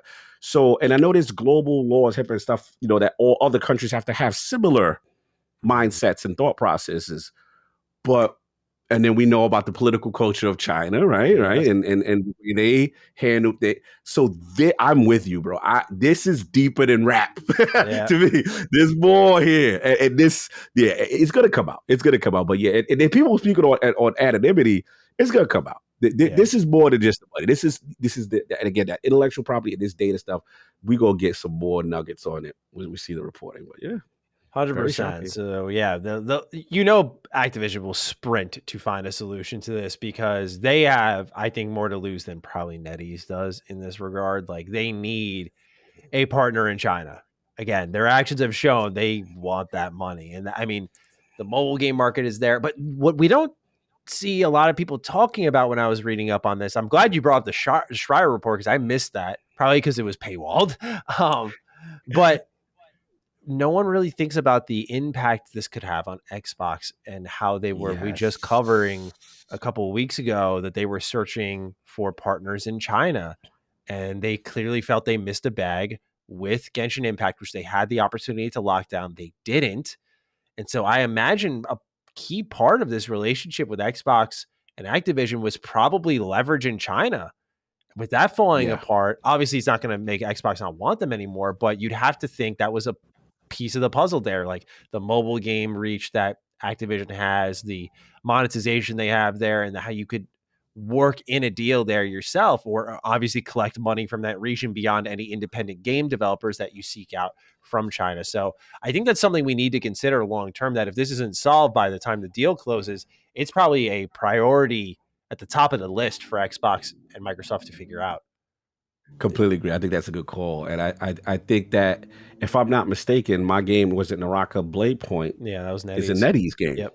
Right? Yep. So again, the relationship with Microsoft and NetEase seems to be at least they reeling the deal with each other, right? Mm-hmm. So I'm curious, because remember, even with all this being said, Activision is still independent of Microsoft as it stands right now. Mm-hmm. They are not acquired yet, right? Mm-hmm. So they are still in that negotiation. So that relationship with Activision Blizzard may have fallen through, but I'm with you. I am key to see when the deal closes, if the deal closes, mm-hmm. then now Microsoft is now the owner. Yeah, this get resolved. Microsoft, bro. Microsoft care about that engagement. You gonna lose a whole China region for these Blizzard games? Yeah, you best believe the big dogs gonna get on the phone and try to figure this. What can we do to ease this? Okay, maybe this data here, like this gonna get figured out, in my opinion. But it could be a lot of political hoops too, though. Even though I'm assuming it could be a lot of political hoops and a lot of privacy and data hoops, and tensions are high. So 100%. This is a good one. I can't wait to watch it to this. Yeah, absolutely. A lot of breadcrumbs in this episode. It would seem like little things being planted that are going to pay off later. Breadcrumb DD already. Yeah, that's a good one. I like that. Keep that in mind. Number 4, Sea of Thieves Season 8. I had this idea of what I wanted to do for this segment, but just in the spirit of not assuming on the spot, I was thinking, when we have Sea of Thieves stuff, it'd be really smart if we just let Ben edit in and speak a little more authoritatively about it. Because I remember in the old Sacred Symbols days, before Dustin was a host on the show, Colin had Dustin edit in his own audio at times. And I in particular thought, like, well, Ben's a Sea of Thieves expert, and we don't want to do it dirty, because then we'll hear about it later in the chat. So I was like, we catch the wrath when we get it wrong. So what I'm going to say is this, Ben, I'm going to read. We're going to do our segment as per usual. I leave it in Ben Smith's hands, and if he chooses not to, it's a good sign. But I leave it in Ben's, and we won't take offense if he does this, but I'll leave it in Ben Smith's hands. Ben, if you hear this and you're like, no, I got to step in, you have my full permission to stitch in your own audio and walk us through Season 8. You can make this segment your own if you so desire, to properly inform people. I'm giving you that opportunity. If you want to take it, that's great. If you don't, no problem. I just want to make sure we do your game right. Now, it's time for our little reading here. So let's start off with PvP on demand. This comes directly from the website here. It says, find the hourglass of fate on the captain's table of your ship. Turn it to choose a faction and vote as a crew to represent them. Use the war map to seek out ships of the opposing faction. But remember that once you join a faction, enemy crews can hunt you too. Then, increase your allegiance. Allegiance is earned by sinking ships of the opposing faction, and also by keeping treasure on board your ship. By keeping treasure on board your ship to increase its treasure grade. As your allegiance grows, faction rewards become available. See your current level with both factions in the pirate log. Then there are faction hideouts. Each faction has expanded to honor pirates who reach allegiance level 100. Pirate legends will be able to visit new areas of the Athena's Fortune Tavern, while Reapers, who have also reached rank 75, may enter the Reaper's Lair. Very special rewards await. This is kind of interesting. There are streaks. Become a boss. Sinking foes while undefeated builds up an allegiance streak, boosting the allegiance you earn. A streak of 4 or higher marks you on the map as a faction champion for all to see. Champion sloops and brigantines can also start large ship battles against bigger foes. Then there are hourglass rewards. When you represent a faction, sinking foes increases the value of your hourglass of fate. Leave the battle at any outpost or the Reaper's hideout, and the hourglass value is exchanged for gold and allegiance. But sink before leaving the battle, and you'll lose it all. So I want to just pause there, because it seems like that's all one cohesive, interconnected system here, where very PvP focused, like faction oriented, almost a reward loop baked into it. It's funny. Like, I should play Sea of Thieves just because whenever I hear about it, whenever I read about their big updates as they continue to support, I'm like, this sounds cool. Sounds fun. But I'm just like allergic to live service. I think like I just can't hang around when the next JRPG, the next RPG swings in. I'm like, da da da da da, and I'll probably go. But this sounds awesome. Like as always, it sounds awesome. Is it piquing your interest a little bit? Like especially the faction hideouts and raising your level. It looks cool. I watched that trailer. I'm like, can we just get this? Like, Sea of Thieves is a really beautiful looking game. Yes, best really water in video games. Oh my god! Like I remember like that's why like nobody does water like that, bro. Like it is gorgeous, and then they sinking the ships. I'm like, man, I don't got no time for this, and it looked good. Yep. It looked fun. I got friends on my friend list that swear by it. They play it all the time. It is an absolute fun and romp. I'm just proud of them. Listen, I remember when this game got announced, man. Like it was. People were hating. And I remember like, nah, like they got something there. And I remember the lines also for people to play it at E3. It was like around it. Yeah. Oh my God. It was the talk of the I remember them giving away a sleeve you could put on your arm that had the pirate tattoos on it. I thought that was so cool because the Microsoft contact I had at the time pulled up to me. I was like, oh, those are sick tats. And they blended in perfectly with his skin. He's like, nah, it's just a sleeve that you can put on. But it's funny you bring that up. No, this looks fun as hell. Like the whole faction thing and the sinking the ships. We pirated. That's how it is. You getting it on. Let's go. I like that they're putting a focus on it though, because they've definitely been doing a lot of PvE, it seems, as of lately. And so now they're shifting, if you will, back to this and doing it on demand. So it looks like you could opt in when you so desire. All right, let's continue on. There's actually a lot here. Season 8 is pretty significant. Skeleton and ghostly curses. Diligent faction devotees are eventually invited to secret rituals that bestow unique affectations in the form of ghostly curse and skeleton curse. Despite the foreboding names, pirates have been longing for such things since the day they first set sail upon the Sea of Thieves. And there's curse customization. Should you become a servant devoted enough to take skeletal form, you'll find further customization options on offer from the Bonesmith to help you fully express your skeletal self. Bored of the bones? A visit to the vanity chest will rid you of your mariful melody. I love the way they write these updates. No, they so get into it. It's hilarious. Emissary grade progression. Sailing for a faction while also representing them as an emissary lets you raise your company reputation, emissary grade, and ledger position by sinking the other faction ships. Then, earn more gold and reputation based on your emissary grade when leaving the battle. Last but not least, new captaincy additions. Captains will now see 2 new milestone alignments in their ship's log, the Guardian and the Servant. Progress towards these milestones by representing the relevant faction with new trinkets and customization options to unlock as you join the battle for the Sea of Thieves. So a lot of, as always with Sea of Thieves, a lot of cosmetic progression is really built into all this. That's not even including the new cosmetics that come with Season 8 with the Blunder Pass and, of course, a ton of quality of life updates and balance adjustments that they've made. So this is a pretty significant one. And it's awesome to see. I mean, this is Season 8. They're deep and they're doing crazy stuff still. I'm always wondering what the next Disney partnership will be because they kind of tease that they're going to keep cooking with that. So I'm wondering what that'll end up being. I know Ben had some ideas, but this is really cool to see. As always, I love to see Sea of Thieves really trugging along here. Yeah, it's nonstop, man. This is cool stuff. To continue to support even the Pirates of the Caribbean stuff before that, PvE content. Like they got one, and I know people don't want to hear it, but like Rare got one, man. This is and to see Season 8 and they going as strong as they are, and it still looks phenomenal. And it still plays phenomenal. They're still supporting. That's all you want from your live service. They've got it. And it's funny because you just can't. If you're like Phil and the team, you can't pull them off of Sea of Thieves forever. While they're like, hey, hurry up, come on, because it's doing so well and it's being supported and people are rallied behind it. It may not be like a sexy Twitch or YouTube game, perhaps, although it is popular in some corners of the internet, but it's played a lot. It's played a lot. And it's funny you say that because we talked about Obsidian.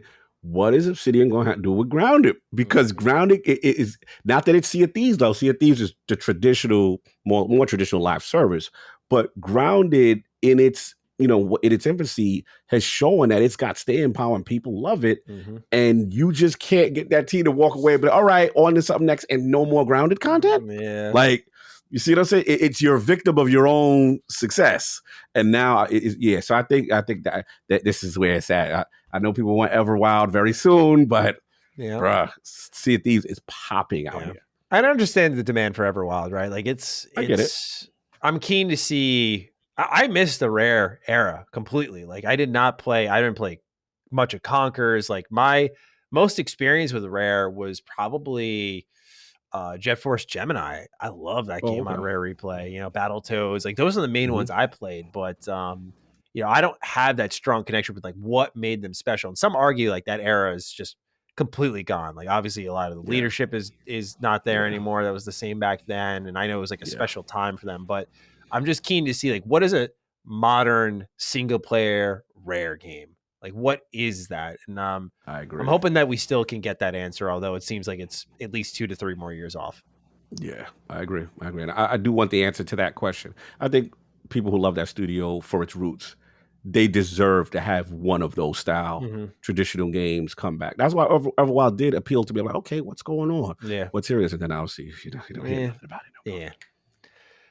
No Number 5. This one's for you, Lord Acquisition, in 2 different ways. Pretty unique here.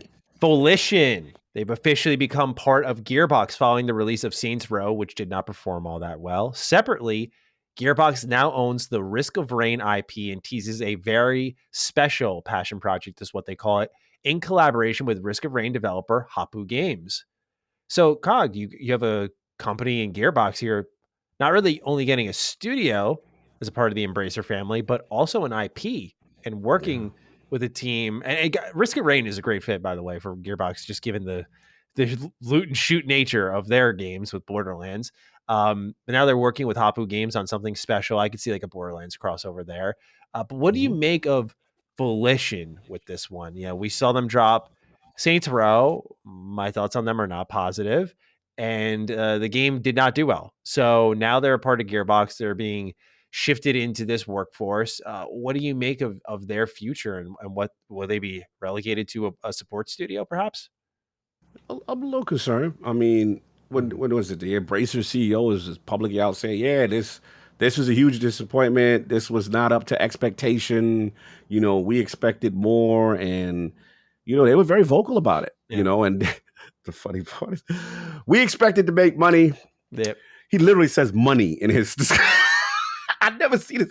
He's like, he didn't make the money that we expected. Still money to be made, but I'm like, damn, okay. So now they've been sectioned off over here to Gearbox. I don't know what to make of the Gearbox thing. I hope I'm not. Here's the thing. It sucks because I'm gonna say something controversial. I don't really care about Saints Row. That's never been my thing. I know people love it. I'm not really a Grand Theft guy because I had this conversation, I think actually with Colin too. Like, they're great games. They are. It's just that COG has analysis by paralysis, and I end up doing nothing. I don't advance the story. I end up robbing people, grabbing them out the cars, doing crazy stuff. I always love just fist fighting in those games. I'm running up. Yeah, I'm doing my own story and not advancing anything, and then hours go past and nothing was done, right? Yeah. I'm like, I can't play these games. It's just too much. I need a little bit of direction. You're not alone in that because my only Rockstar game I've truly loved, like I have enjoyed Rockstar games, but outside of Red Dead 2 was Bully. Like that was the one Rockstar game I will ride or die for that I think is fucking the bee's knees. Like it is Bully, man. I love that series. But like when it comes to Red Dead 1, I think it's a good game. GTA, I just don't click with though. So I get you on that. I get you. Yeah, I tried. I get it, and I understand why it's popular. But for fans of Saints Row, I just hope that doesn't mean it's the end for them. You know what I'm saying? Because I know people love that franchise. And we'll see what Gearbox does. I mean, I'm saying they have a good reputation. We'll see where they've been assigned, where their cubicle is at. New cubicles. Gotta see. Yeah, we will. But I'm also keen to learn about this special passion project with Gearbox and Hapu Games. I think this could be pretty cool because a lot of people, I played Risk of Rain 2 a ton. Like that game is really good. So to see what they're working on with a team that probably inspired them, by the way, I don't know if that's true or not, but just you can see Gearbox elements, of course, within Risk of Rain. I think this is a pretty smart collaboration. Same kind of minds working on the same type of game. So we'll see what that ends up being. Yeah. Now it's time for our Game Pass pick of the week. I got this one down pat. So when I got my Logitech G Cloud, I went on the Game Pass app and I was just like, what game can I just fire up and try? What game will put this thing to the limits I can find within it? Like, of course, online gaming was one I tried with Halo. That was successful. But I tried The Legend of Tian Ding. Is I believe how you say it. And Legend of Tian Ding is a Metroidvania game set in China. This is one of the rare China developed and published games that has made its way to the Xbox platform, but it's a very comic book stylish type of Metroidvania game where you play as the Tian Ding, and he's almost this Sly Cooper figure. Like he's this mysterious character that's almost a heroic thief in China. And the presentation here is really good. Again, very comic booky, like loading screens are turning pages. The main menu is like a whole entire page within a book. And you're kind of learning his story as you flip through it. But it's fun because, again, as a Metroidvania, you're really living and dying by your level design and to some extent your combat. And it's not the best that's out there, but I was impressed. Again, just the fact that I was playing on cloud, like it was very snappy and responsive, which was surprising in its own right. But, it had like grappling, it had a lot of challenging platforming sections, but not too challenging. Some cool combat sections where you would like really have a combo system with fluidity. Like you'd uppercut them, then do like a down smash, and then use your grapple hook, bring yourself back up to them.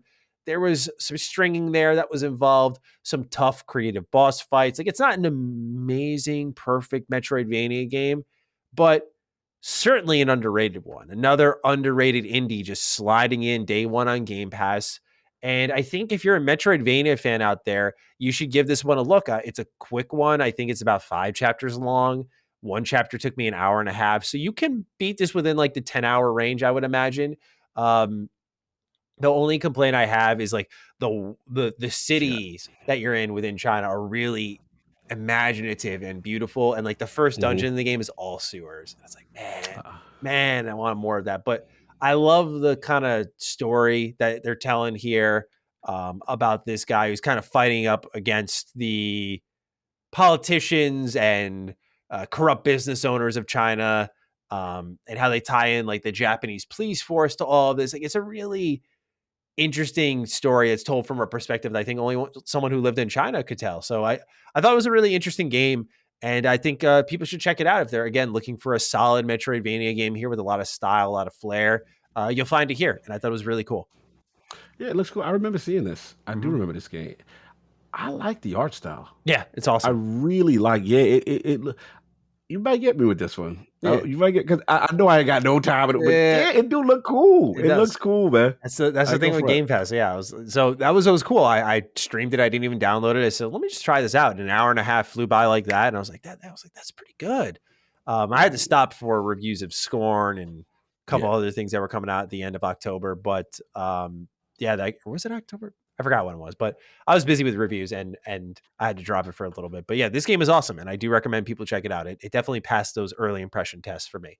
Nice, no doubt. So that's on Game Pass again. The game is called The Legend of Tian Ding. No doubt. Got a couple of questions here to cap off the show, and then we're out of here. Peter Sismagoo writes in, hello, Master Matty and Commander Cog.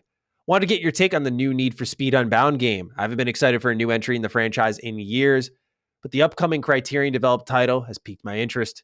It gives me Need for Speed Underground 2 vibes, which is obviously the greatest Need for Speed game, which he says, don't even dare come at me on this one.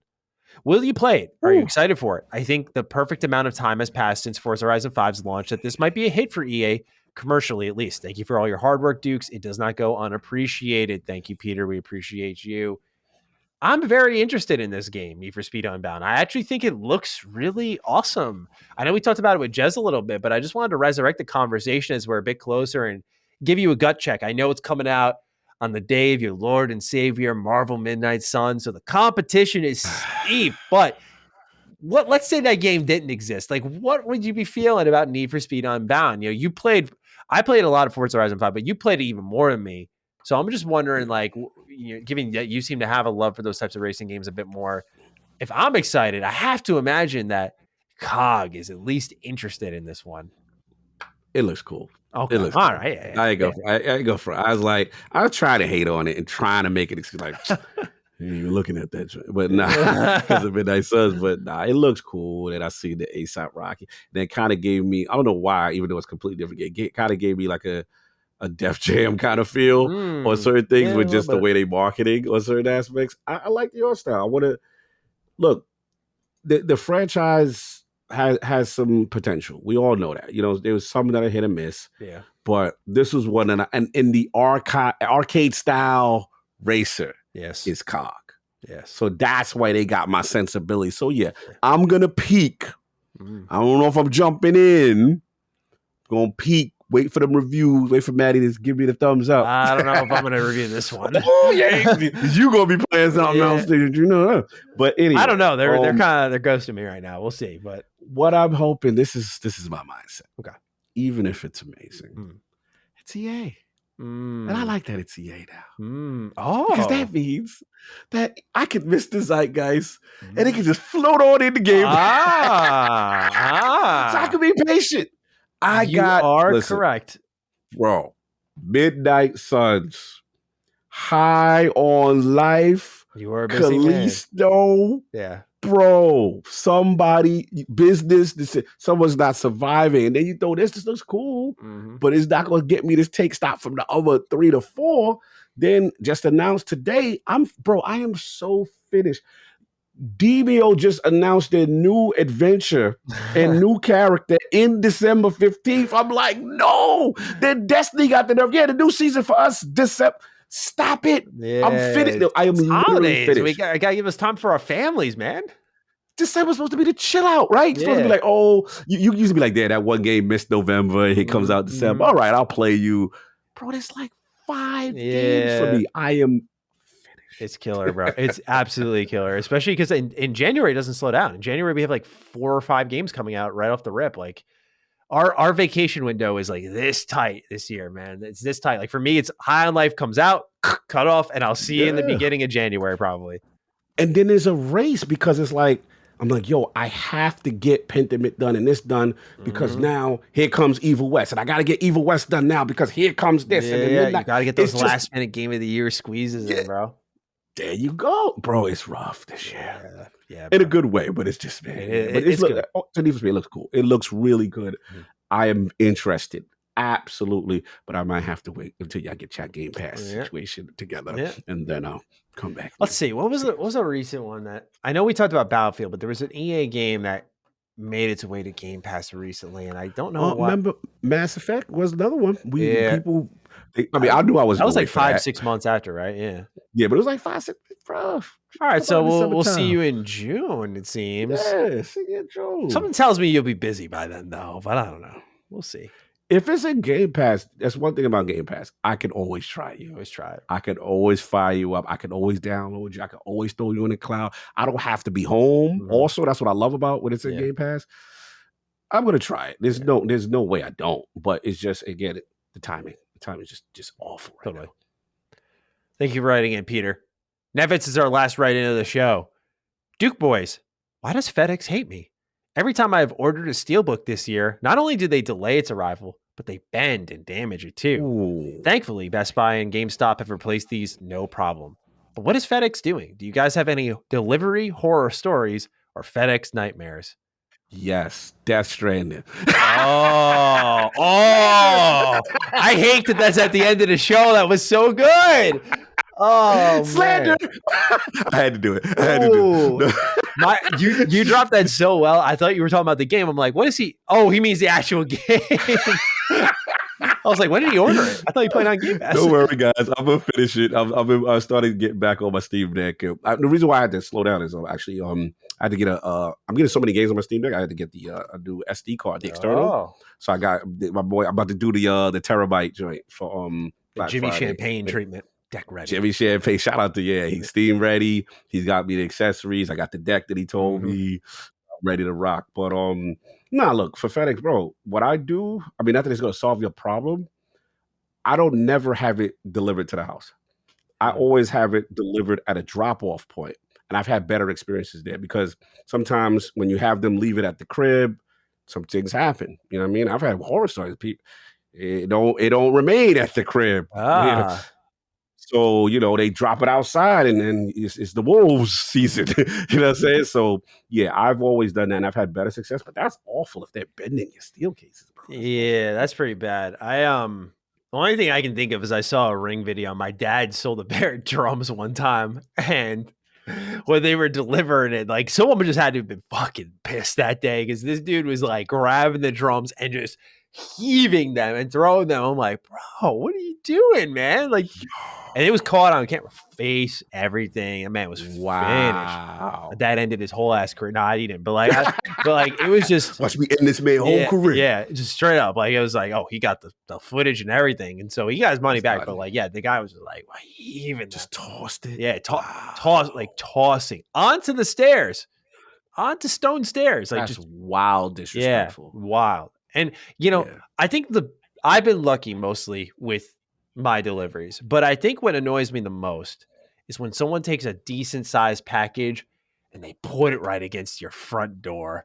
That gets me every time, man. I'm like, you're just locking me in my own house. Now I gotta go down to the garage, to the back door, come all the way around my house to grab like a fucking Instacart from my mom because you walled me in my own house. Yeah, it's ridiculous. That's the only thing I can really think of. I've been very fortunate mostly, and I don't think much comes to mind otherwise. So that's good, I guess. But Nevitz, I'm so sorry to hear about your horror stories. Yeah, definitely, man. But that's everything we got, Cog. And I guess we don't got to think about the hashtag much because you seem to have had that covered with breadcrumb DD. We had a lot of breadcrumbs this episode, a lot of seeds planted that are likely grow into big trees, aka stories that we'll cover here on the show. Blizzard situation, Call of Duty situation with Activision and all of that. Zenimax, their new game. Zenimax was good. Mad of breadcrumbs. Yeah. They're all over the place. So if you got this deep, you can either tag us on Twitter. I'm at G27status. That is at Lord Cognito. Let us know your thoughts with the hashtag breadcrumbDD. If you don't want to go to social media, especially nowadays, I get it. There's 1,000,001 new ones coming out. Hive is the new wave. So if you don't know where to go, where to find us, it's fine. The YouTube comment section is just fine. Use the hashtag breadcrumbDD. Let us know your thoughts with that cog. That's everything we have for this show, man. Any closing thoughts, or shall I wrap it up? Yeah, man, another great one with the Dukes back together. And happy holidays for everybody by the time they get it. And hopefully the turkey day was nice and all that. Enjoy some time, play some games. Stay off Twitter, stop beefing with each other. And other than that, man, this is a good one. Absolutely. So with that, take great care of yourselves if you're celebrating. Have a great Thanksgiving. And with that, we will see you next week for episode 100 of Defining Duke, an Xbox podcast. Take great care of yourselves and peace out. Peace. Defining Duke, an Xbox podcast, is a product and trademark of Last Stand Media and Collins Last Stand LLC, and is recorded from the United States of America. The show is conceived by Matthew Mr. Matty Plays Schroeder and me, Colin Moriarty, and is written and produced by Matthew Schroeder. Matty's co-host is Barry Lord Cognito Eversley. Defining Duke's executive producer is Dustin Furman, and the show is edited by associate producer Ben Smith. All of Last Stand's theme music is by Ramon Narvaez. As you know, all of Last Stand Media's shows, including Defining Duke, are fan-funded on Patreon at patreon.com/laststandmedia. The following names are at the producer support level on Patreon, and we're thankful for your kindness and generosity.